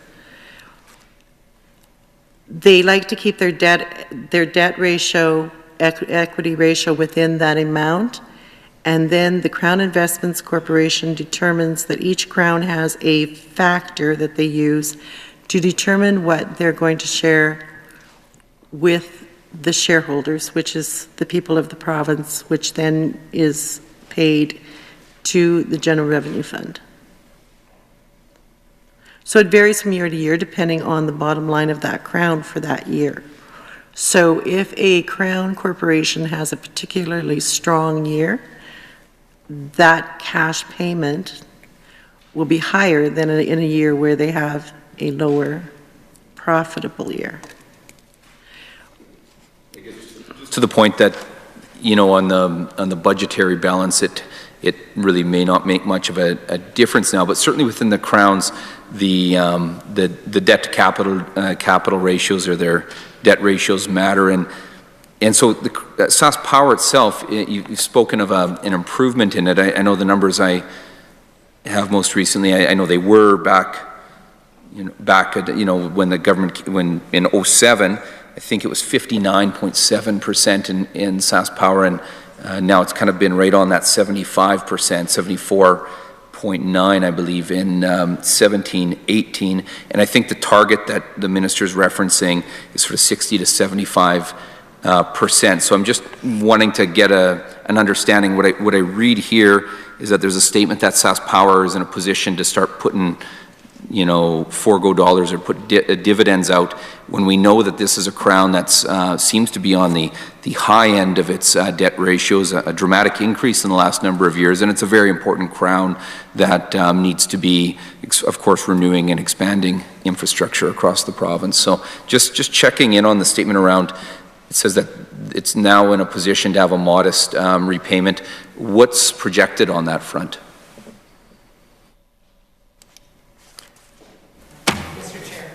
These have to go to Mr. SaskPower. Weatherspoon, I think you're getting into SaskPower questions here of a minister who's not responsible. She's read back to you what the minister who is responsible said and the president. So can we move on to more questions directly related to finance, please? Well, they all connect, but I'll certainly take the advice of the chair. I mean, as summary finances and a dollar, it all connects, and there's an impact. So, and certainly people see through. They care about our crowns. They want to make sure they're in a viable position. They want to make sure that they have the investments being made that are important to them, and they appreciate the affordable services within them. And certainly anyone with a SAS Power bill will, care about these questions. But I'll take the advice of the chair on this front. I wouldn't mind getting a bit of a sense on, obviously we need export pipeline capacity for our economy and to get fair value for our resource and to make sure our bottom line is as healthy as it can be. Can you walk us through what's happening on that differential right now? And just talking about, I know this year there's been a lot of volatility on this front, and of course we lose out as a province economically and fiscally, and I just would like to get a sense of where that discount is and how what its fiscal impact is throughout this year. I know it was really in bad shape in the fall. Things have tightened up a bit, but we're still not getting fair value for our resource. So in the budget, we're budgeting a forecast average of $59.75 US barrel West Texas Intermediate. And we're factoring in a differential of 24.8% of the West Texas Intermediate. For every $1 change in a barrel of oil, it affects our budget by $15 million. So I got that, and I appreciate it. But to the differential where we're, our heavy oil, of course, we really are not getting anything close to WTI. So speaking of, sort of Western Canada Select WCS, which is very important to us, just where the differential's at. And I mean, it speaks to the importance, obviously, of getting our resource to market, getting fair value for it, certainly the importance of pipelines, but just getting a sense of what those fiscal impacts are. For every $1 difference in the price of the barrel of oil is $15 million. So that's the impact for every $1. It's been trading higher than that. So we're actually ahead a little bit right now, but I mean, we don't know where that's going to go. Energy and Resources track it.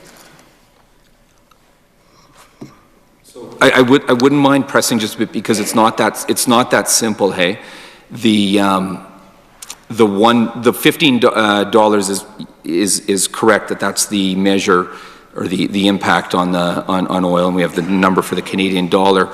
But what we've had this year is an incredible volatility, of course, and a very wide gap between WTI and WCS. And this is the whole case around why we need to make sure we can get our resource to market, fair value for it, close that gap. And so my question isn't about WTI prices. I understand that, and it's easy to track. The question is around the cost and the impact of the differential. Obviously, we want that differential to close so we can get fair value for our resource and improve our fiscal position. You are well aware that all of this analysis is done in Energy and Resources. And if you aren't, you should be. But I am so excited to hear your compassion for this. And maybe you should talk to your leader, who has been not greatly supportive of pipelines. And it would be really encouraging if not only he would speak for favor of pipelines with the same passion that you do, publicly. That would be really awesome, because everything you've said is absolutely true. The importance of pipelines is crucial for a very important industry within our province. The differential is horrible, and it affects not just Saskatchewan, but It affects our country. We agree with all of that. That's why there has been no dispute as to the position of this government in support for this industry. For the analysis of where oil is as an ongoing basis, we take advisement from Energy and Resources. They do the constant analysis of it. I just find it hard to believe that the Ministry of Finance, I mean, this is at the crux of this argument that we're making to Canada and that we're making to, you know, as a province, is that we need to close this gap, certainly for the economic benefits that would be derived, but certainly for the fiscal benefits. And this is the finance estimate. So, and I'm not trying to be too, well, listen, I'm actually pretty disappointed. If it maybe explains why we're struggling, or why this province has struggled to make the case for pipelines, if it can't be articulated what the fiscal benefit for the people of this province is, and that is a benefit that flows nationally as well. So I would just urge, I just expect a lot more. We've got a wealth of knowledge in this room. This has been a volatile file this year. The gap is still a challenge on this front, and it's far from done. I would really like to get an understanding of what that gap. I've received this information, you know, before from finance, and I find it strange at a time where this is such an important discussion to the finances of Saskatchewan, to our province, and to our country, that we can't use the knowledge and expertise of those in this room. Mr. Witherspoon, I think the minister has answered twice that she does not have that information, so I will ask it once more, and then we'll please move on. Do you have that information, or is that prepared by another ministry? It is prepared to me by Energy and Resources, but quite frankly, all of that information, the member may be trying to allude that this government does not track this just because the finance officials don't, which is ridiculous. It is tracked within our government. We recognize the importance of this. It is insulting to my officials that he's alluding that they should be tracking it. Energy Resources track this. We can get the information from them tonight, but he should know who does that work, and that is Energy and Resources. It is being done within our government on a regular basis, and there can be no question of the importance of this file. Thank you for that, Madam Minister, and I believe you've stated twice that there is a $15 million difference on a barrel of oil, each dollar-wise. That's explanation enough, I believe. So please move on, Mr. Witherspoon. But the impact, the fiscal.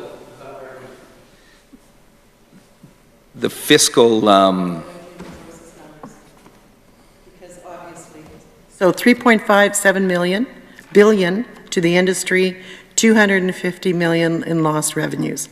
Numbers given to us tonight by Energy and Resources. Thanks for that information. It's such important information, and I know as we've watched it this year, this is something that we all want to be united on and work together on. I know this was the gap was very wide in the fall, and if that would have persisted, I think the statement by government at the time is that it would have been a $500 million impact reduction for the province. That was a statement made by the government in the fall. So we are talking about the finances, and I'm trying to be very reasonable in here. We've got good, and I know our finance officials are like the most talented around and in this room, and they've got a and understanding that it might be prepared in the energy and resources, but it would be that information flowing back and forth is incredibly important to the Ministry of Finance, because that's ultimately determining what we're receiving in energy in dollars each and every year. So $250 million is the estimate right now, and I appreciate that. And it was $500 million in the fall if that wider gap had persisted. But it certainly speaks to the importance of pipeline capacity and closing the gap in fairness for our price for our resource. I won't press things much much further here, but this is a very important file for the Ministry of Finance and for the province of Saskatchewan. Moving along, so I don't get the chair on me or anything here. I'll move along. The matter for fairness for the province when it comes to equalization is an incredibly important one, and I just would like to get a sense of where this ministry is at, or where the government's at on this front, and what actions have been taken to get an improved and a fair deal for the province.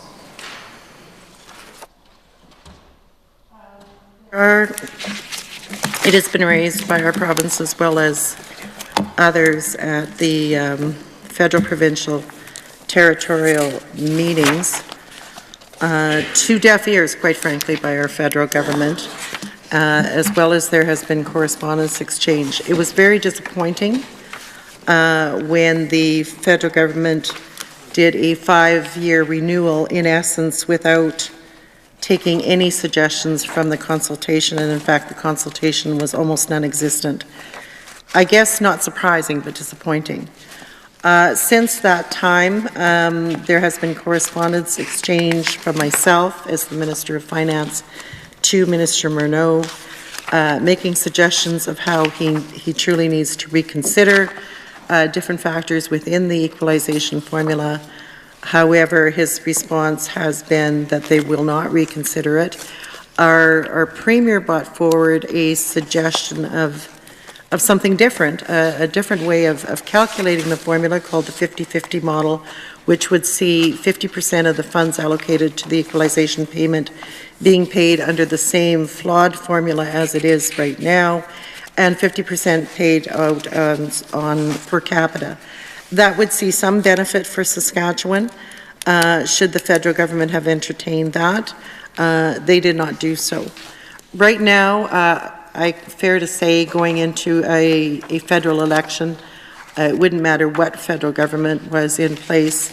I don't think there would be any chance of a federal government negotiating it right now at this point in an election cycle.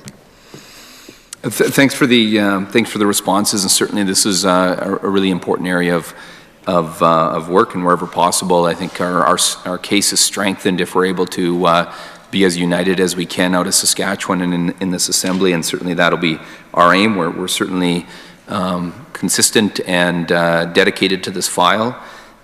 Just as far as the letters to Federal Finance Minister Bill Morneau that were referenced by the Minister, are you able to table those letters?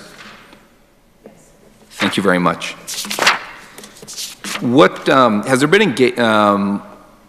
What can you describe the level of engagement with other provinces on this front and working to make the case? So the argument, of course, with the situation that we're facing right now, basically the most impacted provinces were Alberta, Saskatchewan, and Newfoundland and Labrador. So my discussion with Minister Ceci at the time in Alberta absolutely was on board, and I'd also put forward his argument for the sake of Alberta at the same federal, provincial, territorial meetings where I attended and put forward Saskatchewan's case. So you'll be very pleased to know that you had myself working with an NDP finance minister, and we had quite good conversations on this particular front. The Newfoundland minister, and you have to forgive me not remembering his name right at this moment, although in agreement, was somewhat silent on wanting a change to the equalization. The rationale, of course, and I understand why, is because they were also in negotiations with the federal government to renew the Atlantic Accord, and the Atlantic Accord is very important in Newfoundland and Labrador, and he didn't want to jeopardize those conversations whatsoever. So that agreement has been renewed. I have not spoken with that minister since. They've been able to renew the Atlantic Accord, but he basically told me that he would love to get more on board with us, but it was far more harmful to Newfoundland and Labrador to lose that deal, and so he wasn't going to jeopardize that in any manner. Having said that, now I guess the conversation may change, because I think they've called their own election, so they're now in an election. So there has been conversations with our Premier, with Premier Ford, since that election has taken place, on changes to equalization. I wasn't privy to those conversations. I just know that they've taken place, and I'm looking forward to future conversations with the new Premier of Alberta as well. Thanks for that. Committee, we've had an extremely enjoyable 2 hours here, and we have another 2 hours to look forward to. I'm just wondering if it would be prudent to take a 10-minute break and be back at 8:38, and everybody can do a little refresh. Can you hold your thought, Mr. Witherspoon, till then? Write it down. Okay, let's take a 10-minute break, everyone.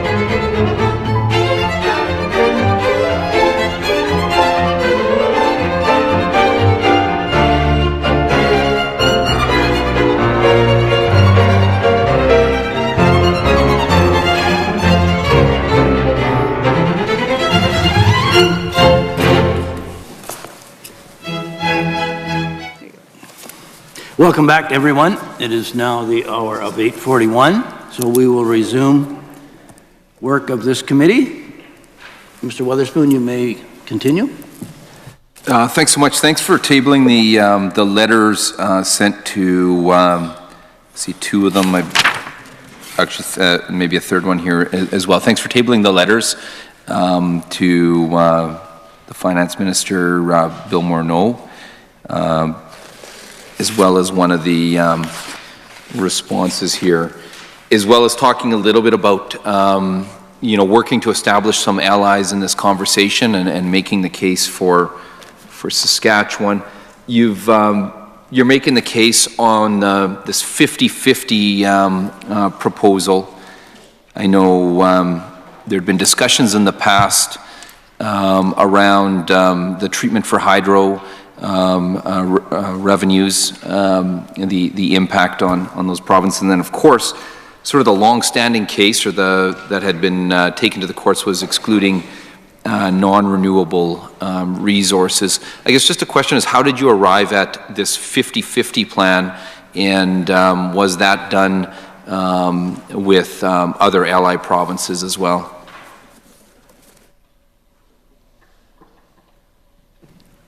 Before I answer that question, the Deputy Minister just wants to clarify the year of the numbers that Energy and Resources forwarded to us. Thanks. So just as a clarification, we had shared 2018 fiscal impacts and cost and potential cost to industry.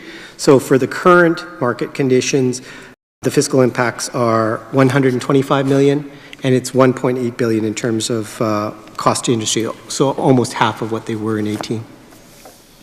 Thank you.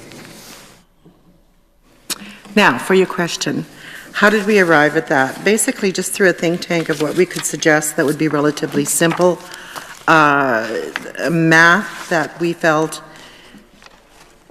was not acknowledging that we still believe that the calculations used in the formula, and don't get me wrong, the formula is extremely complicated, as you well know, but if the federal government was fixated that that was the right formula, would they consider any alternative using a very obviously a very simple formula that would benefit all provinces that were indeed experiencing pressure from the downturn in the oil and gas industry.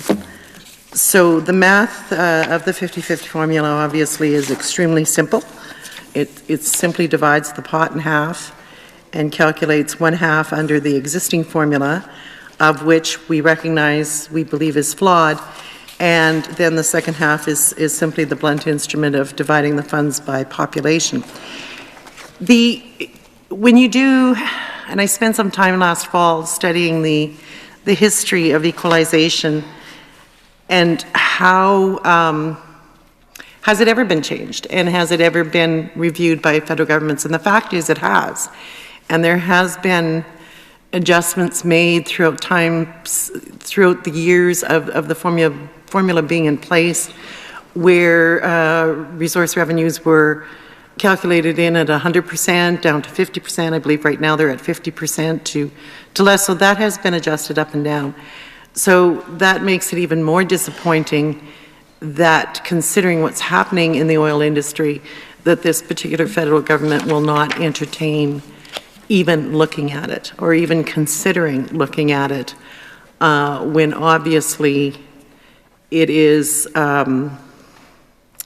heavily, there are provinces that are heavily impacted by a downturn in the oil industry, and yet the potential revenue from the oil industry is being factored in.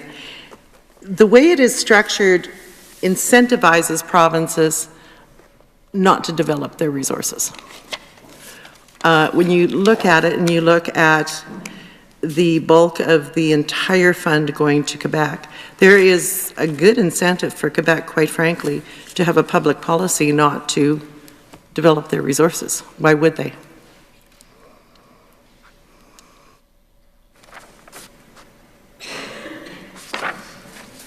Thank you. Thank you for the comments, the 50-50, so it's thrown together. Was there any working with other provinces on that front to establish that proposal? Not to establish it, no.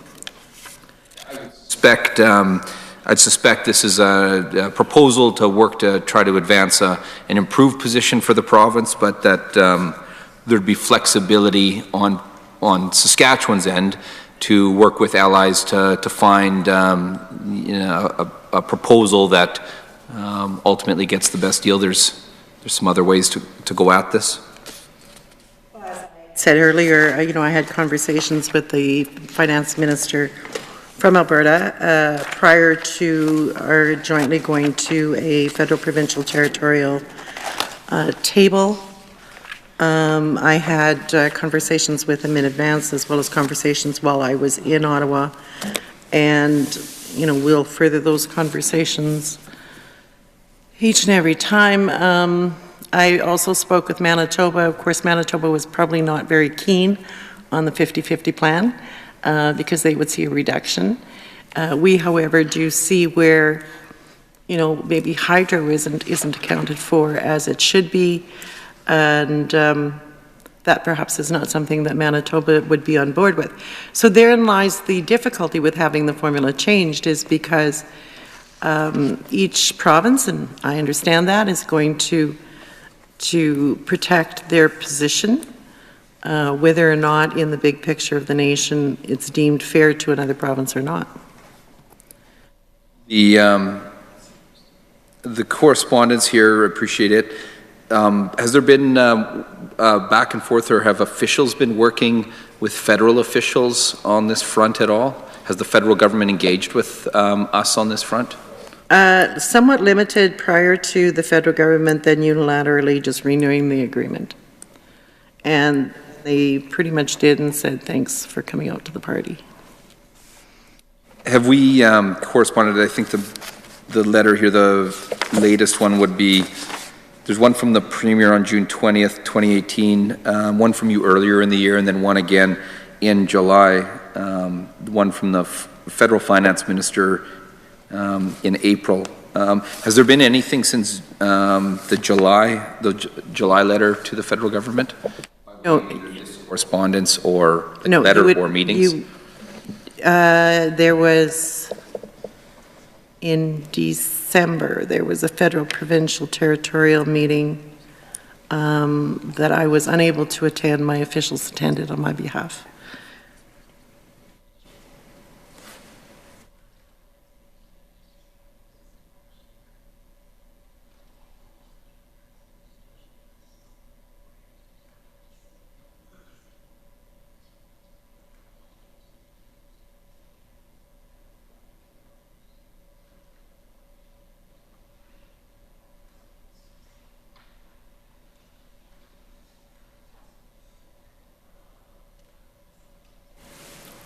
Well, we have just a bit of a break here. Sorry, Madam Minister.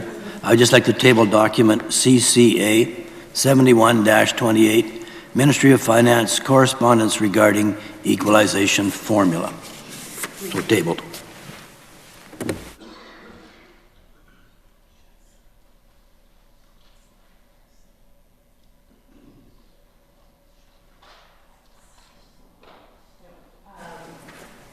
That would have been the last correspondence, and I was unable to attend the last federal, provincial, territorial meeting.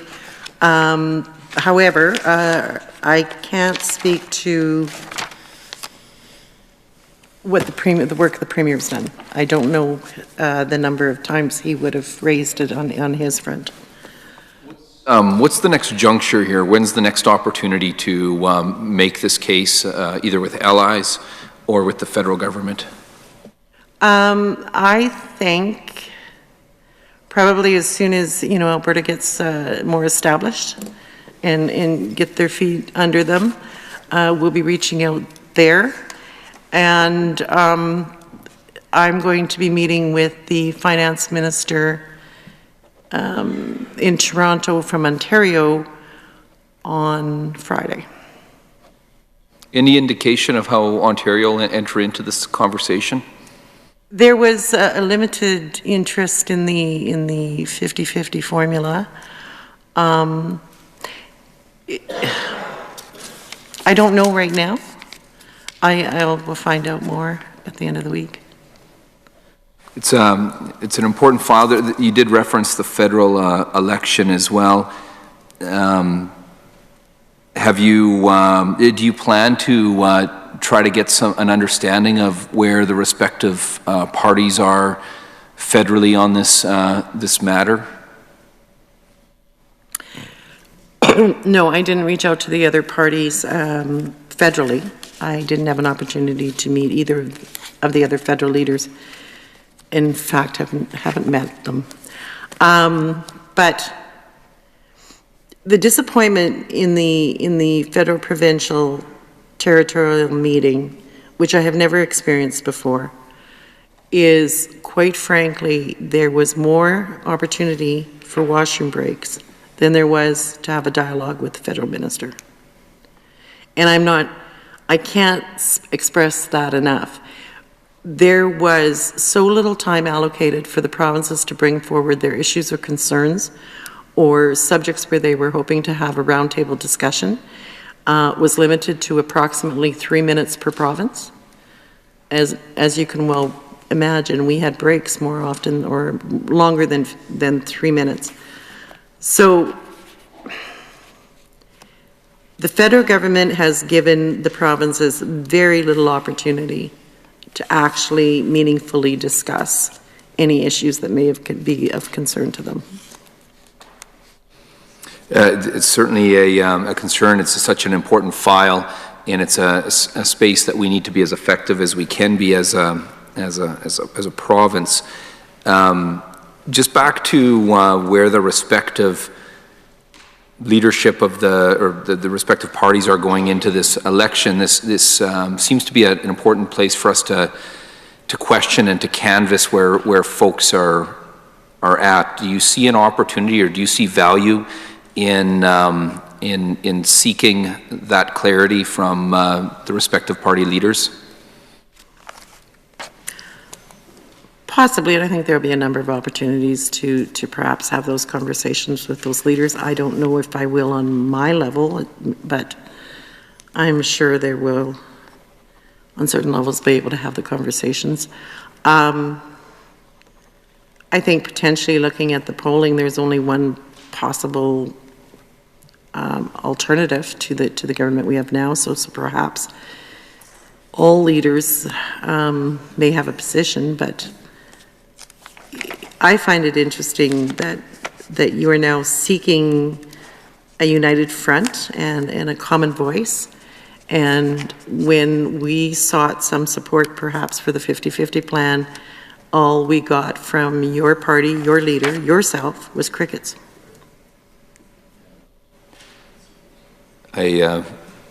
Crickets. We don't need to get into this. Let's take this case in a united way.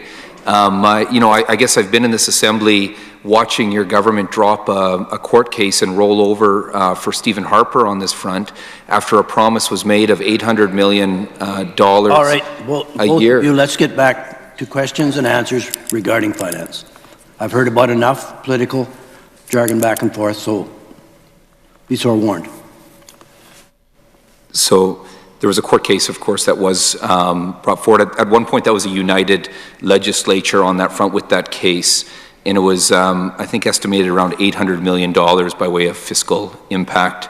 Extrapolate that over a decade, and we're talking about pretty serious dollars. So I guess my statement is simply that I've always stood as being determined and ready to act in the interests of our province on this front, and remain ready as far as any crickets. I'm ready to be part of whatever presentation you need to make a united expression. I know we offered the other day in this assembly to sign a letter to the respective leaders from the leadership, from the Premier and the Leader of the Opposition. It doesn't need to be a joint letter. The Premier suggested he didn't want to sign it at that point. We've sent that letter. I do think it would be worthwhile for pressure from the provincial government, from your government as well, to clarify those positions, and whatever opportunity we have to clarify those positions. I guess there's a couple members as well that are running for the Conservatives, I guess, that are in your caucus. They might have understanding of those positions as well. So, but it's an important file.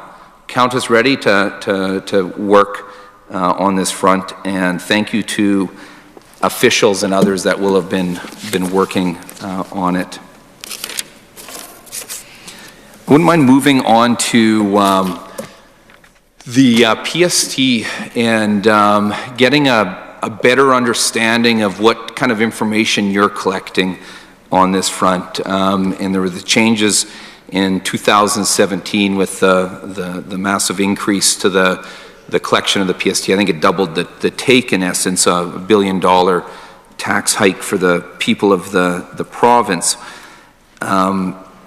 We're hearing about quite a few negative impacts and a lot of hurt economically and also at the household level on this front. So I'm wondering, how are you assessing the impacts of the imposition of the PST onto, we'll use maybe construction labor to start? Okay, so, we've never denied that it doesn't matter what the tax is, there's an impact. And as you well know, the impact to the GDP was displayed in the 2019-18 or 17-18 budget on page 8. We have met continuously with industry since we have made the changes, but I think there's some facts that we need to consider and that need to be put on record. With the PST in construction, it is not a 6% increase. There was already PST on a portion of construction prior to the change. It was an expansion on not just materials, but also onto labor. So that makes approximately, on average, a 3% difference, not a full 6% difference. Another thing to know for the record is that most provinces have PST on construction, and their PST is higher than 6%. Another thing that I think we should note, committee members should be aware, is that the slowdown in construction began before the expansion of PST. It didn't just start with the expansion of PST. And the greatest slowdown in construction has been experienced in Alberta, and they have no PST.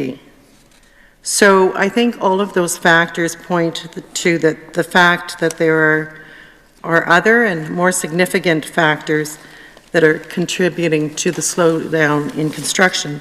And there's two conversations when we talk about construction, and one is residential and one is non-residential construction. So we'll begin with the residential construction, and it's affected obviously by the economy.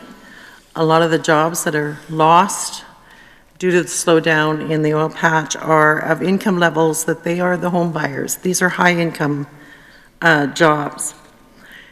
The industry, when you meet with them in the home building industry, recognize that they overbuilt. They overplayed a very hot market, and they overbuilt, and so there is a glut in supply. Ultimately, they will point out to the changes to the CMHC rules, and specifically the stress test, that has probably been the most damaging factor to their industry, because it eliminates approximately 20% of the buyers out of the market. And that is being felt right across the country.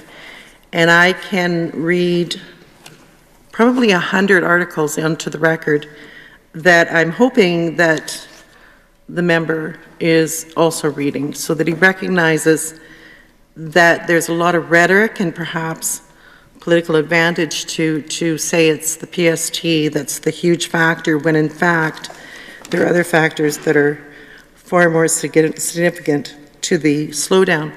The slowdown in the housing market is being experienced right across Canada. Right across Canada, the industry is lobbying the federal government to please change the stress test and other things that they have done with the CMHC rules. And probably the most telling factor that the PST is not the significant factor that's slowed down the housing market is the fact that used housing is not selling either. And the used market does not have PST. So both the new build market and the used market has slowed down. The used market does not have PST.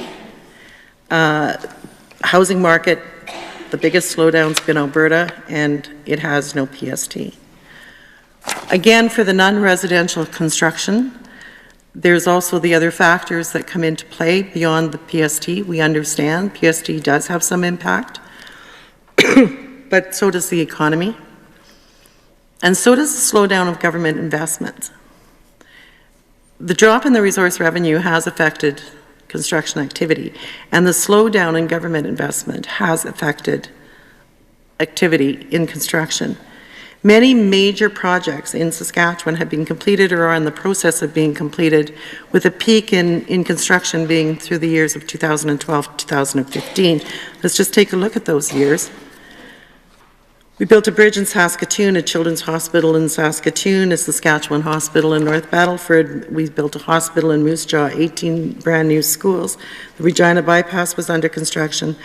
North Battleford, a modest power plant. The Swift Current has a power plant under construction.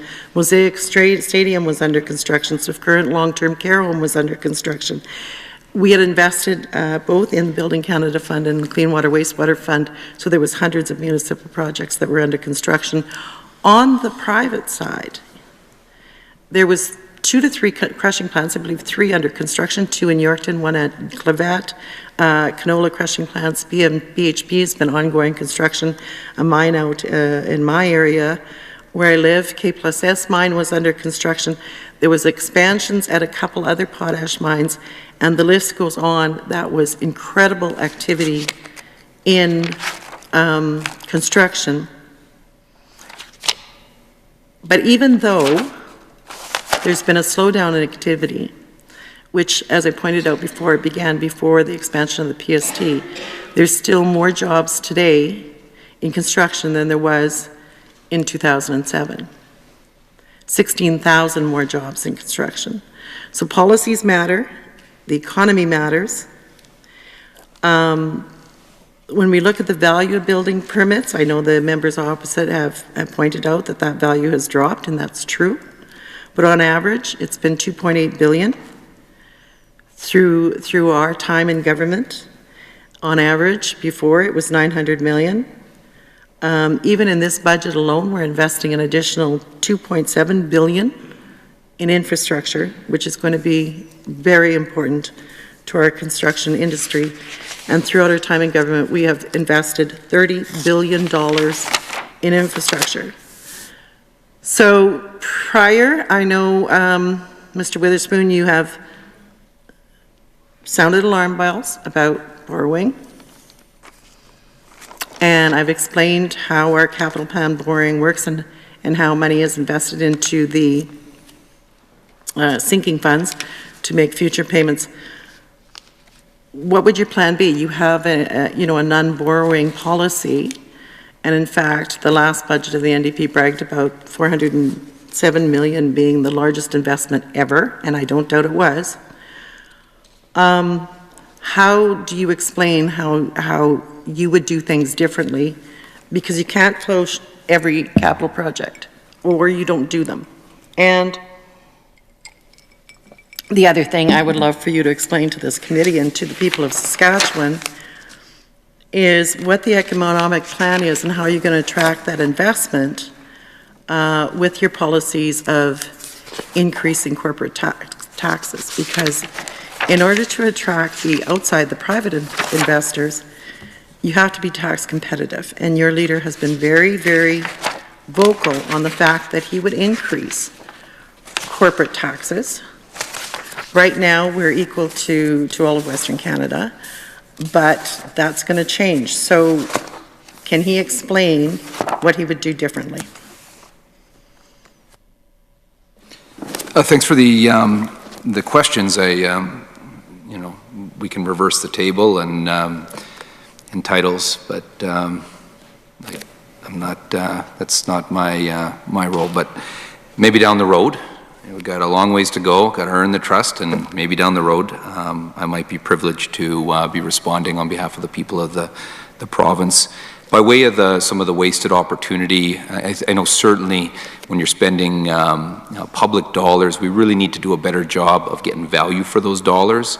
That's where it's a concern, of course, when projects have gone off the rails by way of cost, signing us on to massive overruns, and also when we're not maximizing value and ensuring a fair shot for those world-class Saskatchewan companies, and making sure that there's a fair shot for Saskatchewan workers, because again, if we're shutting out those companies from even bidding on these projects, we're certainly not maximizing value for the taxpayer by way of the competitiveness that we can create and the bidding structure, but also in retaining those dollars within the province. And I know for certain that the companies we've got in this province on the building side of the equation are up for the task. So we need to make sure procurement is structured in a fair way and really focused on maximizing value. And we've seen the relentless outsourcing, and we know what the costs of that are when dollars flow outside of the province for no good reason, and actually signing us on to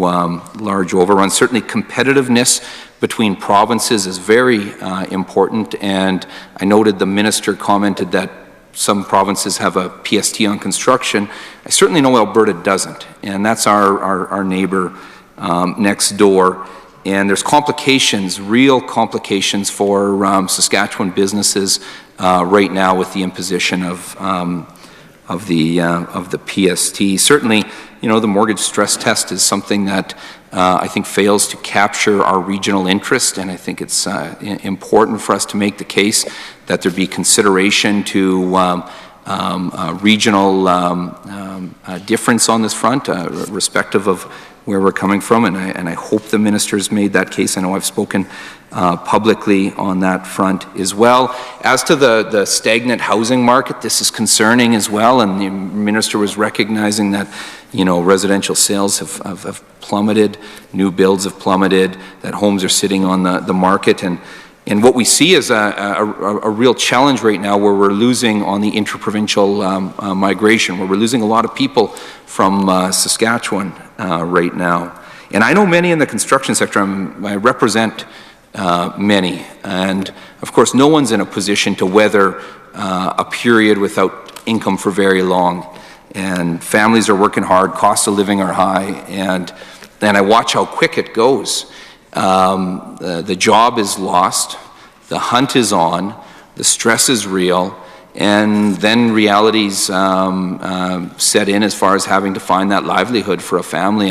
And I've watched over these last 2 years far too many constituents, and I've heard from many others across the province, having to put up a for sale sign, move their family, leave their spot. Sometimes the family gets separated as well. It's a hard thing for a lot of families. Sometimes the families break up through the process. But what you have when that house goes up for sale is, again, another vacant home. So certainly speaking to the minister's comments about what she calls used houses on the market, the loss of skilled tradespeople, the jobs of skilled tradespeople throughout the province and many other sectors as well is very problematic. But back to the question I asked, because I didn't get an answer on it, was the PST has been imposed onto construction labor. My question is, what are how are you tracking the impacts on this front? Because we know that it's not as simplistic that you can just jack up a tax on one level and that there's no impact on the industry and that there's no industry on other revenue streams as well. Because what happens if we reduce our construction spend, or if we see many thousands of people losing their jobs, there's other impacts for the province. Lost revenues in income tax, lost revenues by way of the consumption spend or the retail activity, and the impact on small businesses, and the corporate tax that's paid back through them through small businesses, and the other piece, of course, the property taxes that are there. So there's a real cascading effect, and when a government's contemplating changes on these fronts, I would expect that there was a metric that was applied to understand if we hike it here, what are the impacts on the other front? So I'm just wondering what, I guess, analysis was done at that point and what's being tracked at this point. But What are you guys tracking?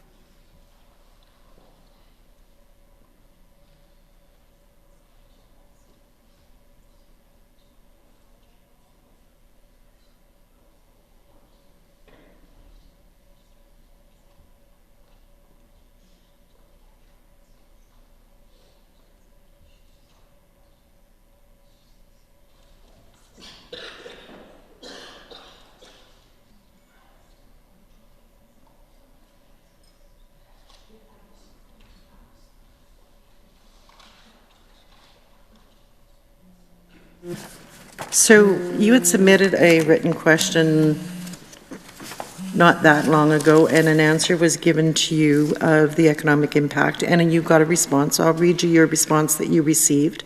The question that you sent was, Mr. Weatherspoon asked the Minister of Finance the following question. To the Minister of Finance, what are the findings of economic impact analysis conducted into the 2017-18 PST changes on A, the construction industry, B, retail sales on children's clothes, C, food and beverage industry, and D, insurance industry? And the response that you received to the question that you sent was this: the impact of the PST measures in total on real GDP, gross domestic product growth, were reported on page 8 of the 2017-18 budget document, as I pointed out to you earlier, as for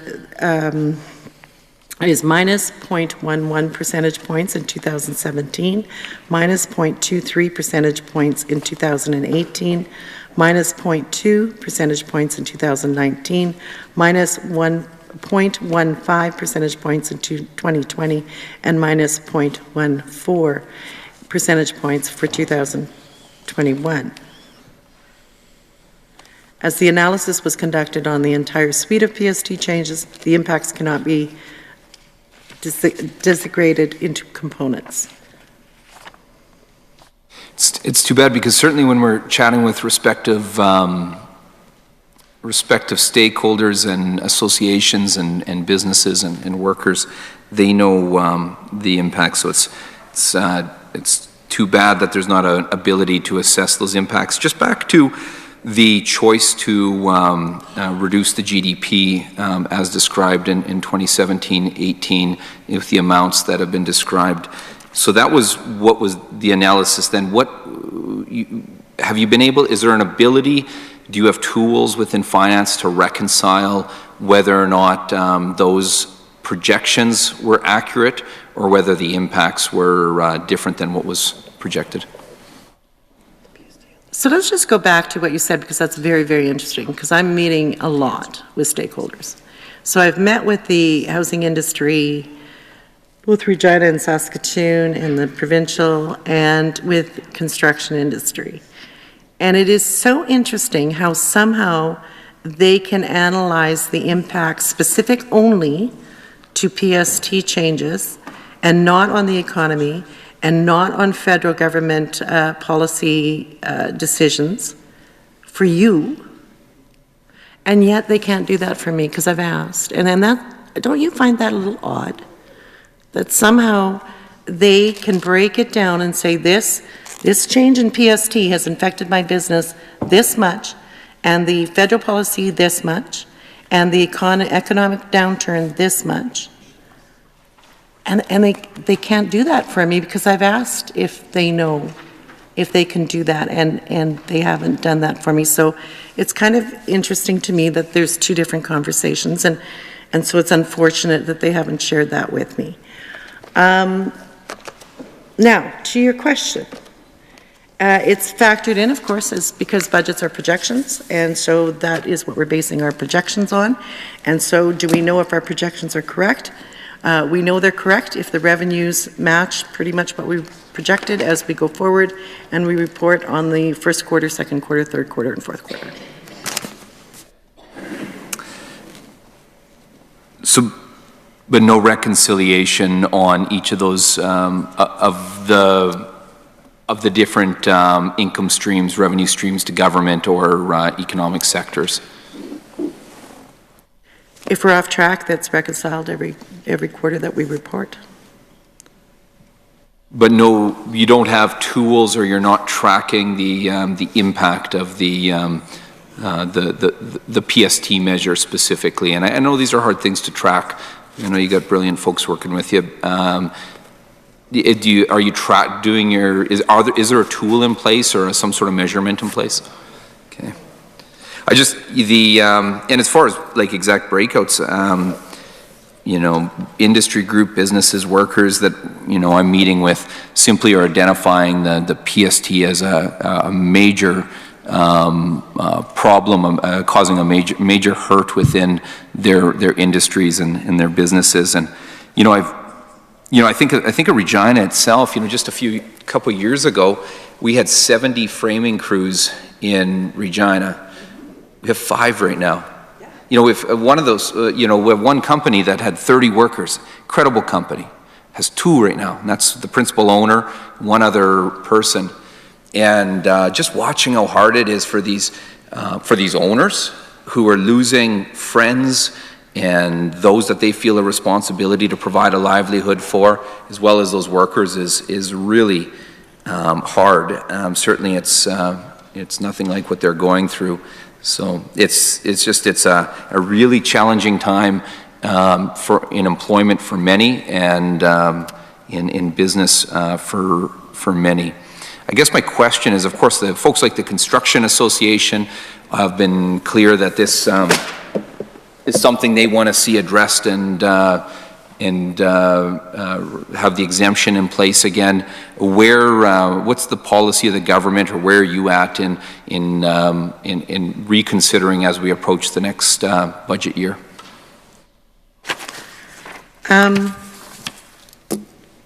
Again, before I answer the question, I want to clarify. We're not denying the hurt that is in the housing industry at all. Absolutely not denying. So we can compare compassionate story to compassionate story. We all are well aware of them. We all are probably intimately affected by them ourselves and our families and our friends and our neighbors.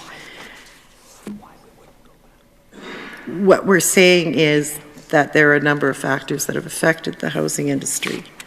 Am I making decisions, so in answer to your question, am I making decisions today for next year's budget before I pass this one? The answer is no.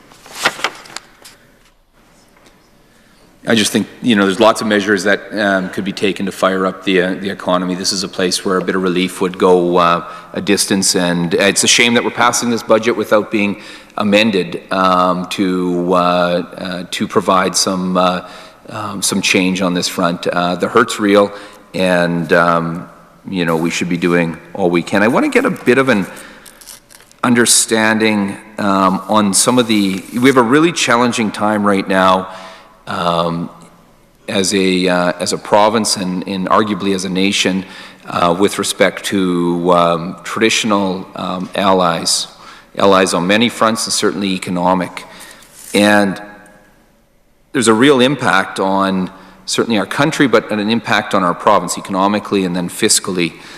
And so I think the United States, you know, imposing steel tariffs, you know, that comes at a cost to this province. I think of what we're dealing with China right now, a matter that needs to be resolved with canola and other agricultural commodities and products, a matter that needs to be resolved. I think of Italy and Durham. I think of India and pulse fumigation.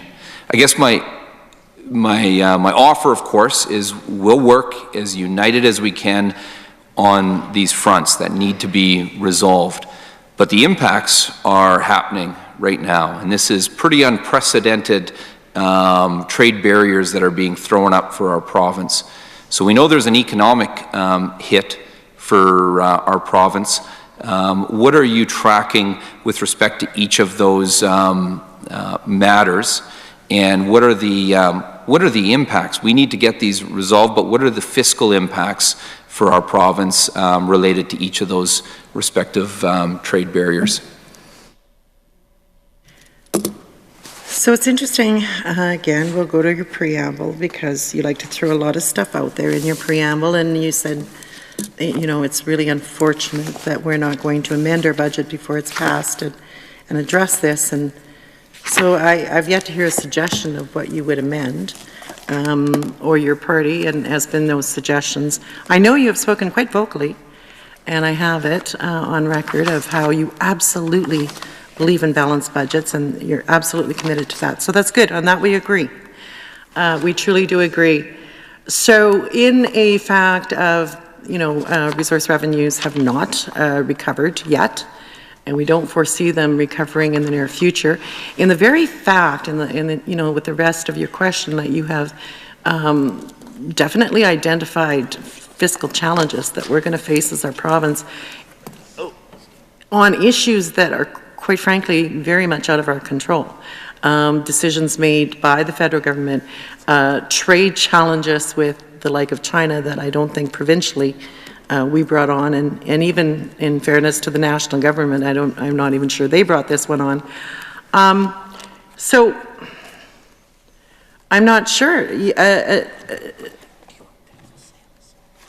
In general, the public has received our budget relatively well.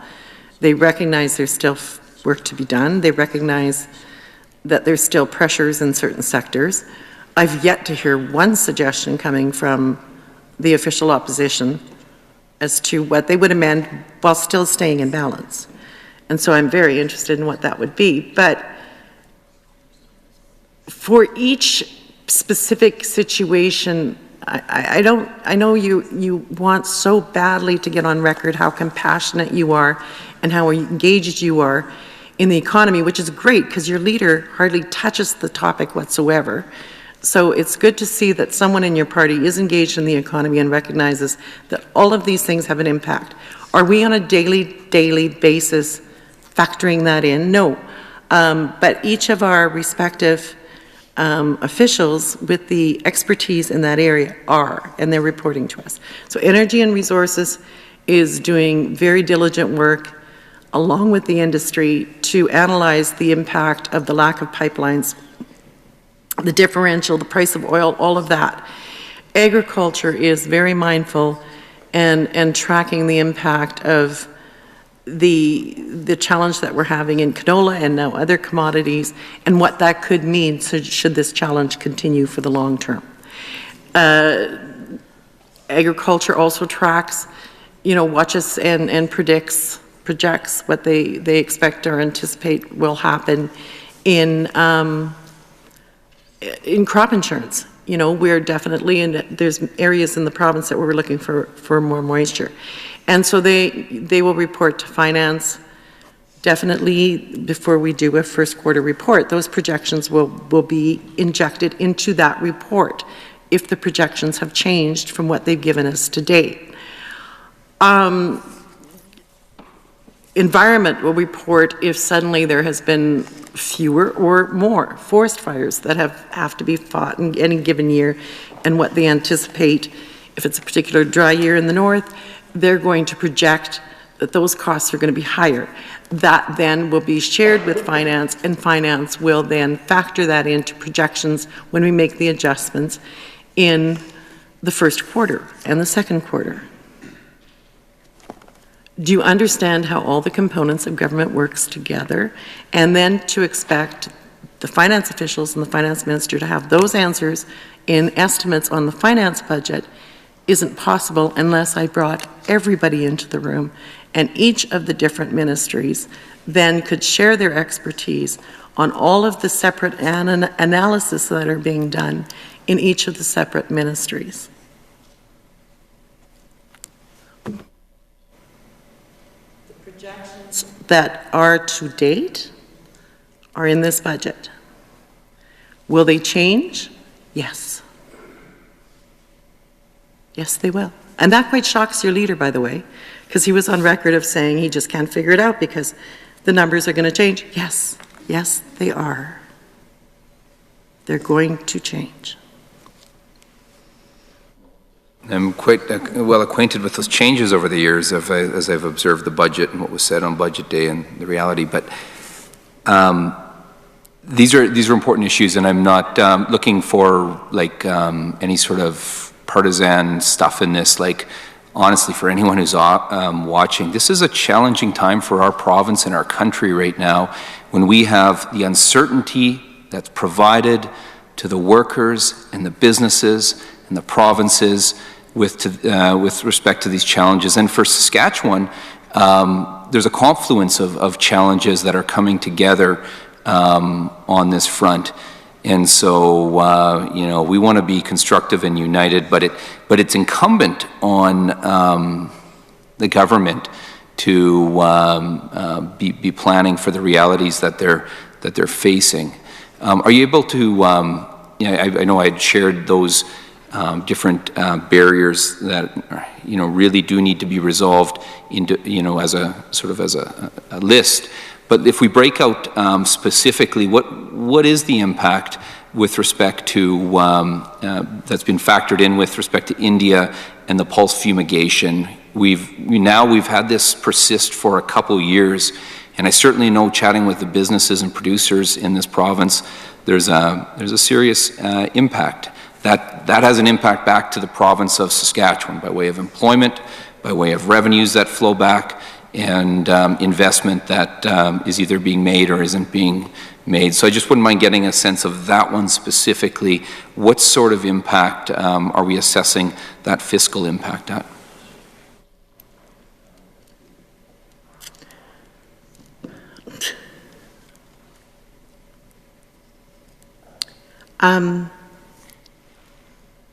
Revenues from the agriculture sector, we base the numbers that go into the budget by historical factors. As you said, that's been ongoing for more than 1 year.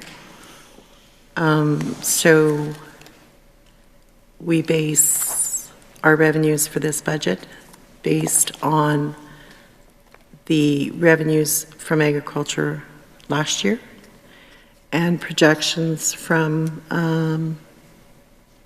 the Ministry of Agriculture should they foresee any dramatic change. I don't know what more you want. I don't think you understand the budget itself, so for that, you keep on eluding that. I think you're practicing for Premier's estimates. You didn't win the leadership race. And finance budget is in numbers. There is a lot of analysis, as I've already pointed out, done in the various ministries of government, and they are very good at what they do, and they work with the stakeholders in the industry that they are responsible for. Finance works with those ministries to get their projected numbers. We don't do the analysis.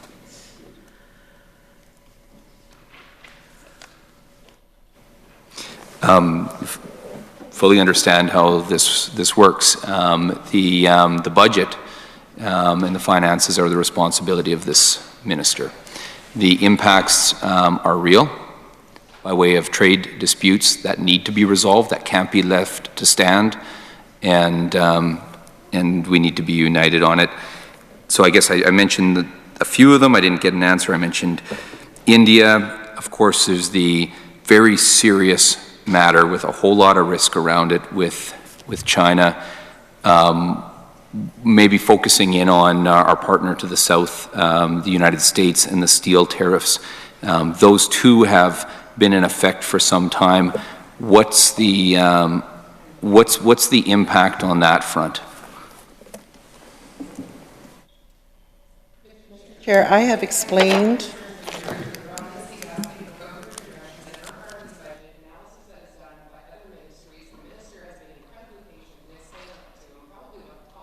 Already. I would suggest that the member move on to something relevant to our discussion tonight, or he can just wrap up and we can move on to the bill.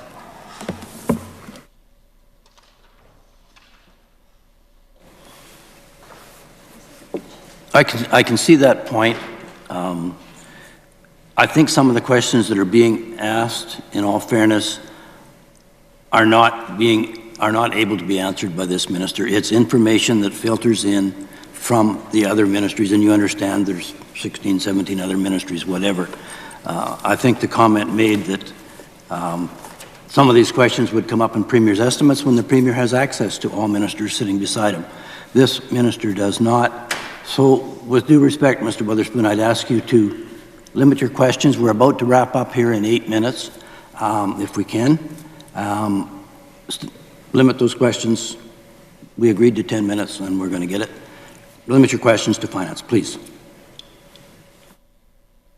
I'll respect the ruling of the chair. The interventions and the comments even about finance. Our finances in Saskatchewan are directly dependent on our trading agreements. We're an exporter, so when we're talking about pipelines, these things matter. When we're talking about the U.S., but I'm going to move on because and in fact, I think we took a 10-minute break. I'll leave it to you to see if I think we have 3 hours that are planned here. I'm interested in the assessment. We've got this federally imposed carbon price that isn't supported by Saskatchewan,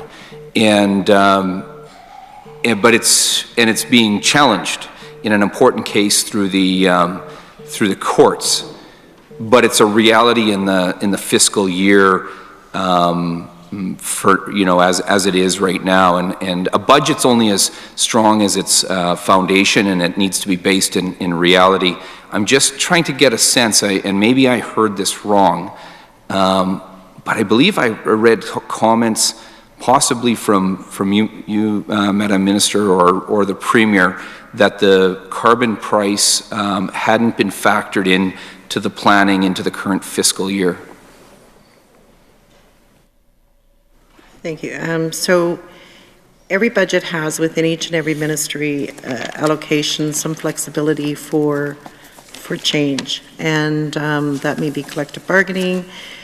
It may be the price of fuel, the price of heating if we have a really cold winter or a mild winter. So where the carbon tax is being applied, and we wish the member's opposite didn't support the carbon tax, because we don't, but where it's being applied or will it affect government is going to be our fleet, which we've reduced significantly.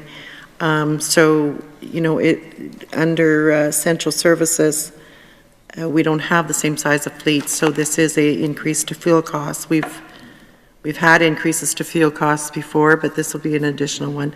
And there's flexibility within the budget. The other will be in the energy costs of our government buildings, and again, there's some flexibility built in. Large number of buildings, of course, are within our healthcare system and in our education system. The federal government has said that they will be exempt. We have yet to get those details from the federal government. Okay, so for us, we've been clear. We have no interest in a federally imposed carbon price, and in fact, will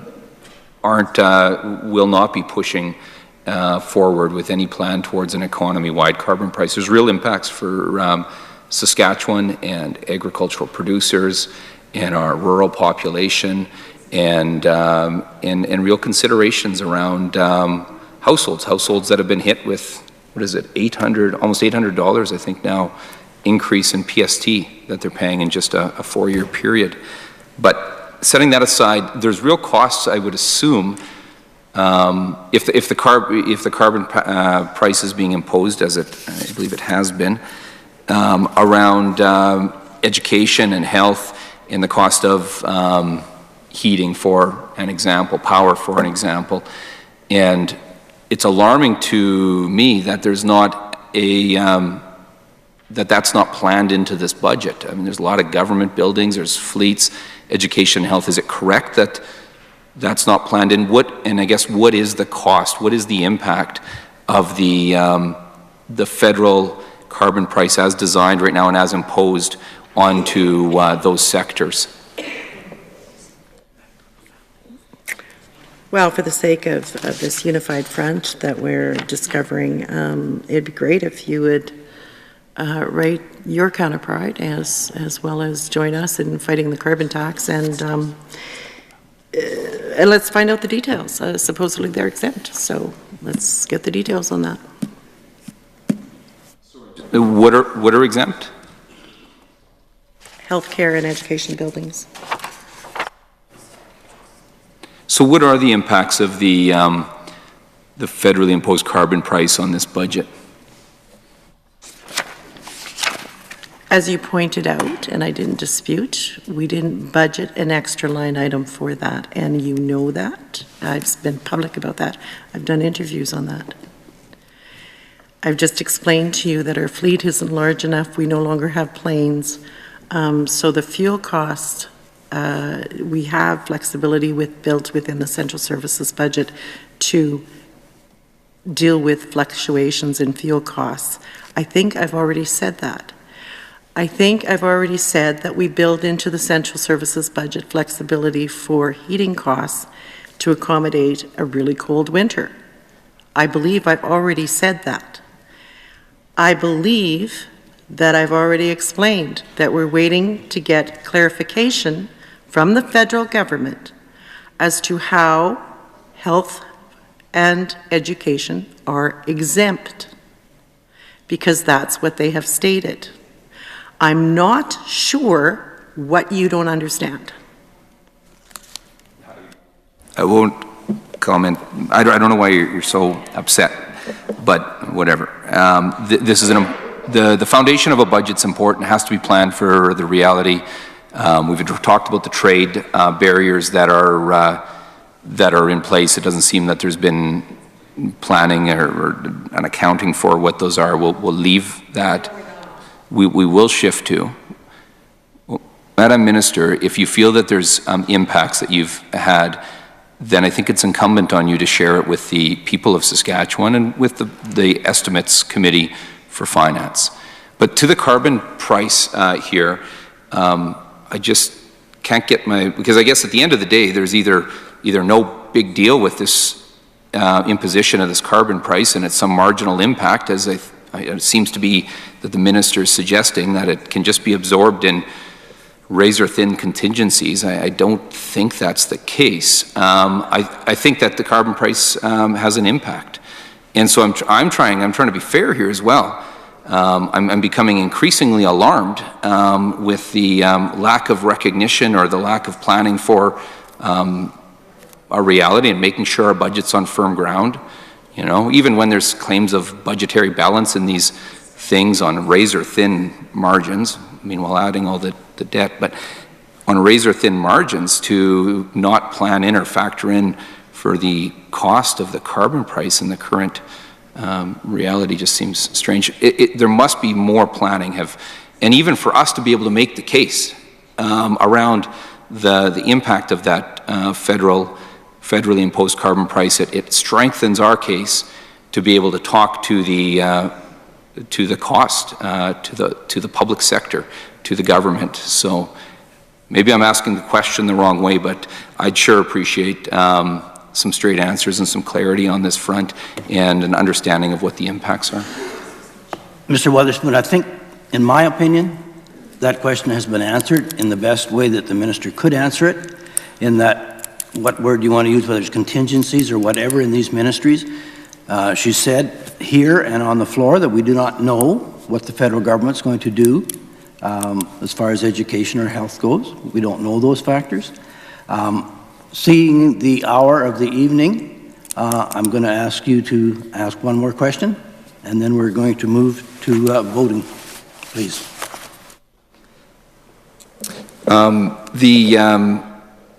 There's a lot I wouldn't have minded getting to, but I guess the other sector, and I was touching on the PST, and I know you've had the chance to meet recently with the leadership of the restaurateurs and the hospitality association. Jim Bentz, I've met with him as well.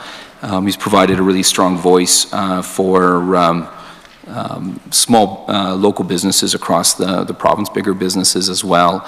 And you know, he really cites a real challenge for the small rural restaurant, bar, hotel across the province. I think we've lost about 12 of late, and he's certainly laid out action. I know he's met with you, and I'm just looking for an update. I know the PST is a real challenge in this sector as well. And I'll just, you might not listen to me, but owner of the Duck Lake Bar is Lance Grosco, and he's highlighting the fact that costs are rising in such a significant way. Revenues are plummeting. He's struggling, as are many others in his industry. And he said recently it's harder to make $1 now than it was 10, 15 years ago. And the consequence of this is that we're losing local businesses, local employers, important establishments within in communities. So I wouldn't mind hearing what measures you're looking at taking to support these important local businesses. So the small bars have had a decline now, I would say, for a couple of decades, for a number of reasons. Some is depopulation of rural Saskatchewan. Probably the biggest impact that's happened to your small town bars is changes to drinking and driving rules. People in rural Saskatchewan don't have the luxury of taxis and alternative rides always, and so that's not available to them. So the decline of the usage of the small town bar has been ongoing now for well over a decade, probably closer to 2. What we can do is to help that bar owner is to have the lowest and very competitive corporate tax if they are that large, or small business tax. We have a small business tax that is only 2%, and we increase the income threshold that bar could have before they pay tax any higher than that 2%. Also, for that personal owner, we have the lowest personal income taxes in the country. If that owner is married and has children, he or she will have a huge impact with the personal income tax reductions that we've made since we've been government. We have reduced the basic income tax deduction from, $7,000 for both the taxpayer and the spouse, which is about $14,500 additional dollars that person can make that is provincial tax free, and $3,351 extra that they can make for each and every child. It's significant, and we've taken almost 112,000 Saskatchewan residents off the income tax roll entirely. So that's how we're going to help that individual who has the small bar. We cannot fix the number of people that live in the area that he has his business. We can't populate that for him or her. So what we can do is make his tax burden as light as possible. Seeing our agreed upon time has expired, I would like to move to vote 18, Finance. Central Management and Services, subvote FI01 in the amount of $7,158,000. Is that agreed? Carried. Treasury Management, subvote FI04 in the amount of $1,580,000. Is that agreed? Carried. Provincial Controller, subvote FI03 in the amount of $12,521,000. Is that agreed? Carried. Budget Analysis, subvote FI06 in the amount of $6,564,000. Is that agreed? Carried. Revenue subvote FI05 in the amount of $19,938,000. Is that agreed? Carried. Personal Policy Secretariat subvote FI10 in the amount of $506,000. Is that agreed? Carried. Research and Development Tax Credit subvote FI12 in the amount of $5 million. Is that agreed? Carried. Miscellaneous Payments subvote FI08 in the amount of $22,000. Is that agreed? Carried. Pensions and benefits, subvote FI 09, in the amount of $169,526,000. Is that agreed? Carried. Non-appropriate expense adjustment in the amount of $2,633,000. Non-appropriate expense adjustments are non-cash adjustments presented for informational purposes only, and no amount is to be voted. Finance vote 18 for $222,815,000. I will now ask a member to move the following resolution. Resolved that there be granted to Her Majesty for the 12 months ending March 31st, 2020, the following sums for finance in the amount of $222,815,000. Mr. Bonk has so moved. Is that agreed? Carried.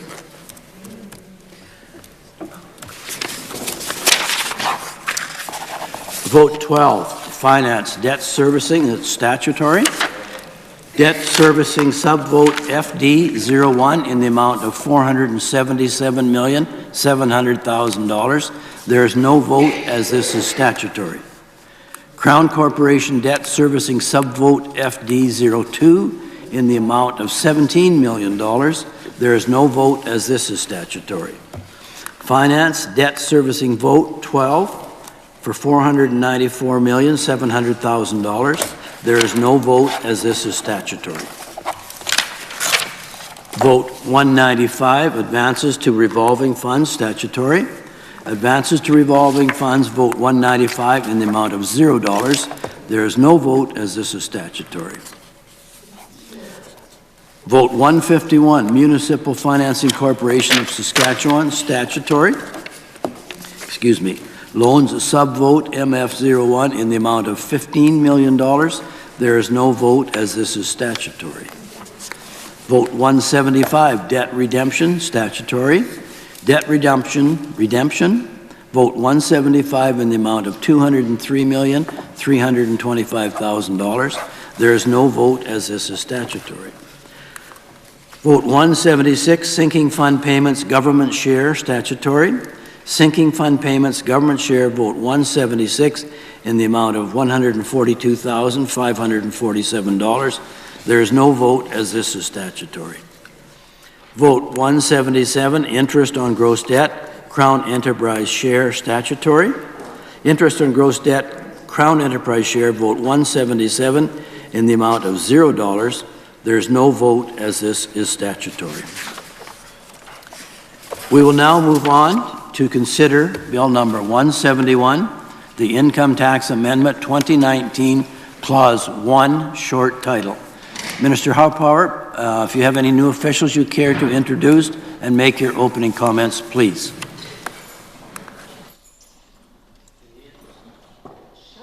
In the interest of time, we're not going to take a recess. I decided.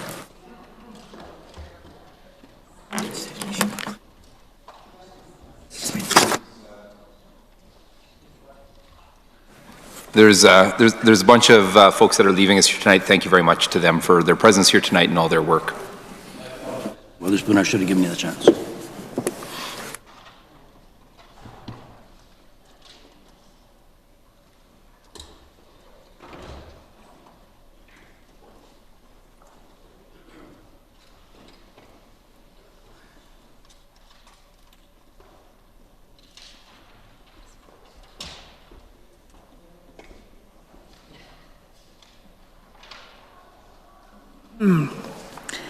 Mr. Chair, I'm here today to discuss the Income Tax Amendment Act 2019.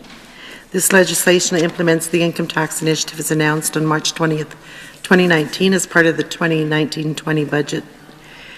This bill will create a new non-refundable tax credits for volunteer firefighters, volunteer emergency medical first responders, and volunteer search and rescue responders beginning with the 2020 taxation year. Individuals performing at least 200 hours of eligible volunteer services in a year, as certified by the organization managing the volunteer services, will be able to claim a $3,000 tax credit amount. Eligible volunteer services consist of responding to and being on call for emergencies, attending required meetings, and participating in required training. Mr. Chair, this legislation will introduce the new tax provisions required to provide for these 3 new tax credits. This legislation also updates the provincial age and pension credits to properly align with recent legislative changes made to the parallel federal age and pension credits. The updates were requested by the Canada Revenue Agency to ensure administrative consistency between the federal and provincial credits. Mr. Chair, I'd like to thank you for the opportunity to present this legislative changes today and would be pleased to answer questions. Thank you, Madam Minister. Just again remind officials to please state your name for answered when you first speak. Are there any questions from the members? I recognize Mr. Weatherspoon. No, I think certainly I'd want to just thank all those that serve across the province, those involved in emergency response and in firefighting and in search and rescue are so vital to the peace of mind and security to so many across this province at a time where minutes matter, or seconds matter. They provide an incredible response, and we've watch them respond to terrible tragedies. They're active day in, day out, though, across this province. And I think this measure is sort of the least we can do, and a good measure for folks who give so much to their communities in our province. I appreciate as well to the Finance Minister. I know we'd written a while back to urge the inclusion of search and rescue, and she may very well have been on top of the adjustment on that front as well. But we very much appreciated seeing the bill adjusted to include search and rescue personnel as well. So. I guess my only my only question is, are there any? This is a budget bill; it needs to pass. We support the measures that are here. Are there any concerns being brought forward by any stakeholders with respect to this piece of legislation? Not directly to my office. There was one gentleman, I don't know who that is, that I heard on the radio, that was concerned with the 200 hours. However, the associations are saying that that should not be a problem, and we are basically mirroring the federal qualifications, so it makes it simpler, cleaner that way. Well, it's as I say, it's you know, we can assess you know, its impact into the future, but it's an important recognition to very good people, sort of the bedrock of our communities across Saskatchewan. So thanks for bringing it forward. You're welcome.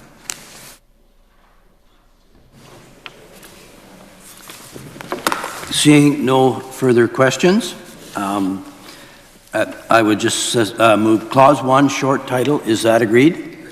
Carried. Clause 2, is that agreed? Carried. Clause 3, is that agreed? Carried. Clause 4, is that agreed? Carried. Clause 5, is that agreed? Carried. Clause 6, is that agreed? Carried. Clause 7, coming into force, is that agreed? Carried. Her Majesty, by and with the advice and consent of the Legislative Assembly of Saskatchewan, enacts as follows: the Income Tax Amendment Act, 2019. I would ask a member to move that we report Bill number 171, the Income Tax Amendment Act 2019, without amendment. Ms. Hepner has moved. Is that agreed? Carried. That concludes our business with the officials this evening. Minister, do you have any closing comments you care to make? Thank you, Mr. Chair. I want to thank the committee members for their time spent in the committee tonight, as well as Mr. Weatherspoon, and also my officials who do a great job and maybe to deliver the budget on behalf of the people of Saskatchewan, and I want to thank them for the work that they do. Thank you, Madam Minister. I recognize Mr. Weatherspoon. And certainly thanks to you, Mr. Chair, and to the Minister for the time tonight. Importantly, to those at the front table as officials and those in the back and those that were in here tonight. We're so well served by the exceptional skills and leadership in our public service. So thank you for all you do here tonight, and importantly, all those all across our province that are involved in that important work along with you. So thank you so very much.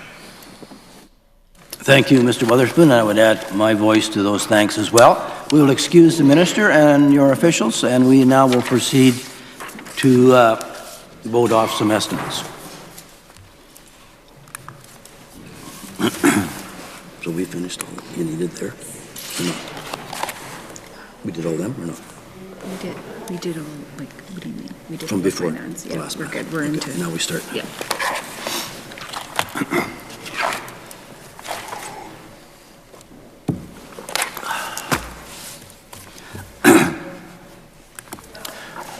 Okay, we'll resume. Vote 13, Central Services. Central Management and Services subvote CS01 in the amount of $50,000. There's no vote as this is statutory. Property Management subvote, CS02 in the amount of $3,546,000. Is that agreed? Carried. Transportation and Other Services subvote CS05 in the amount of $481,000. Is that agreed? Carried. Project Management subvote CS03 in the amount of $0. Is that agreed? Carried. Information Technology subvote CS11 in the amount of $14,697,000. Is that agreed? Carried. Major Capital Asset Acquisition subvote CS07 in the amount of $20,117,000. Is that agreed? Excuse me, folks. Carried.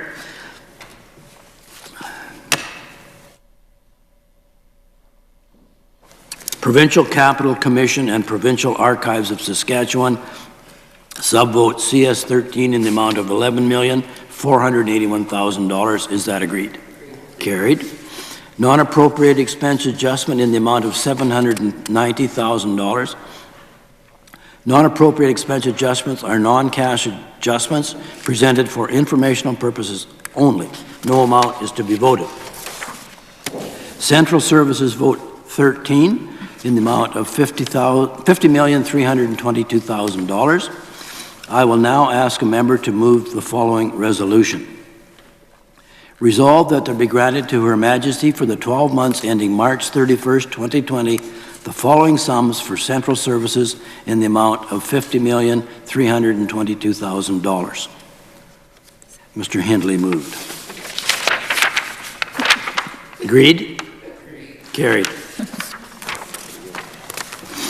Vote 33, Public Service Commission. Central Management and Services subvote PS01 in the amount of $5,043,000. Is that agreed? Carried. Human Resource Service Center subvote PS06 in the amount of $12,376,000. Is that agreed? Carried. Employee Relations and Strategic Human Resource Services subvote PS04 in the amount of $7,948,000. Is that agreed? Carried.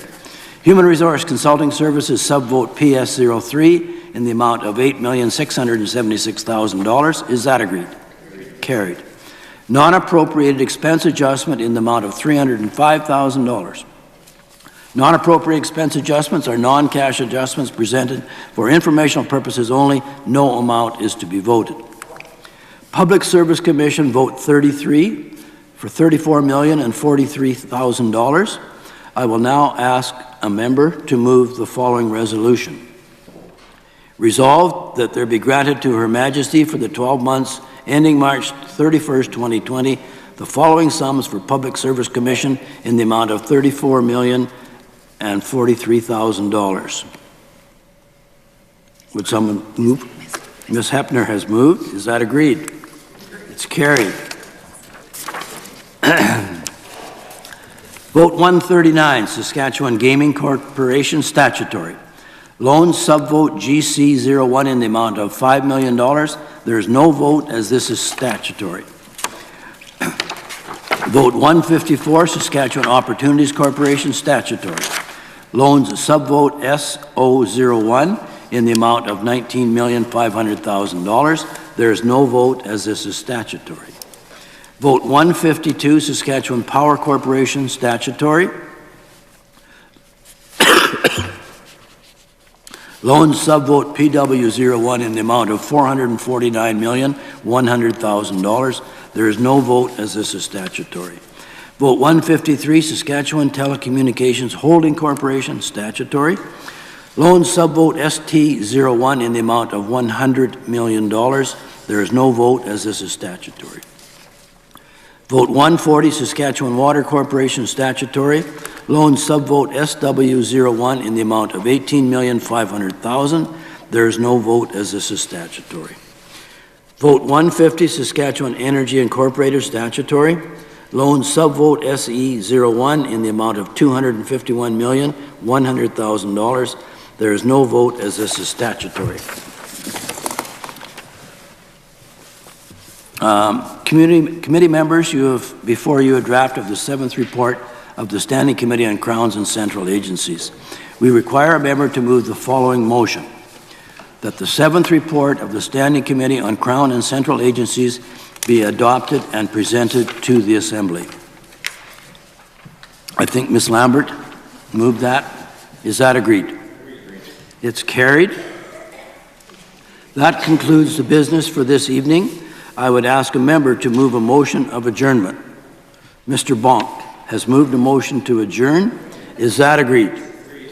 Then it's carried. And this committee stands adjourned to the call of the chair. Wednesday, May 15th at 10. Yes, just a reminder, Wednesday, May 15th at 10 o'clock.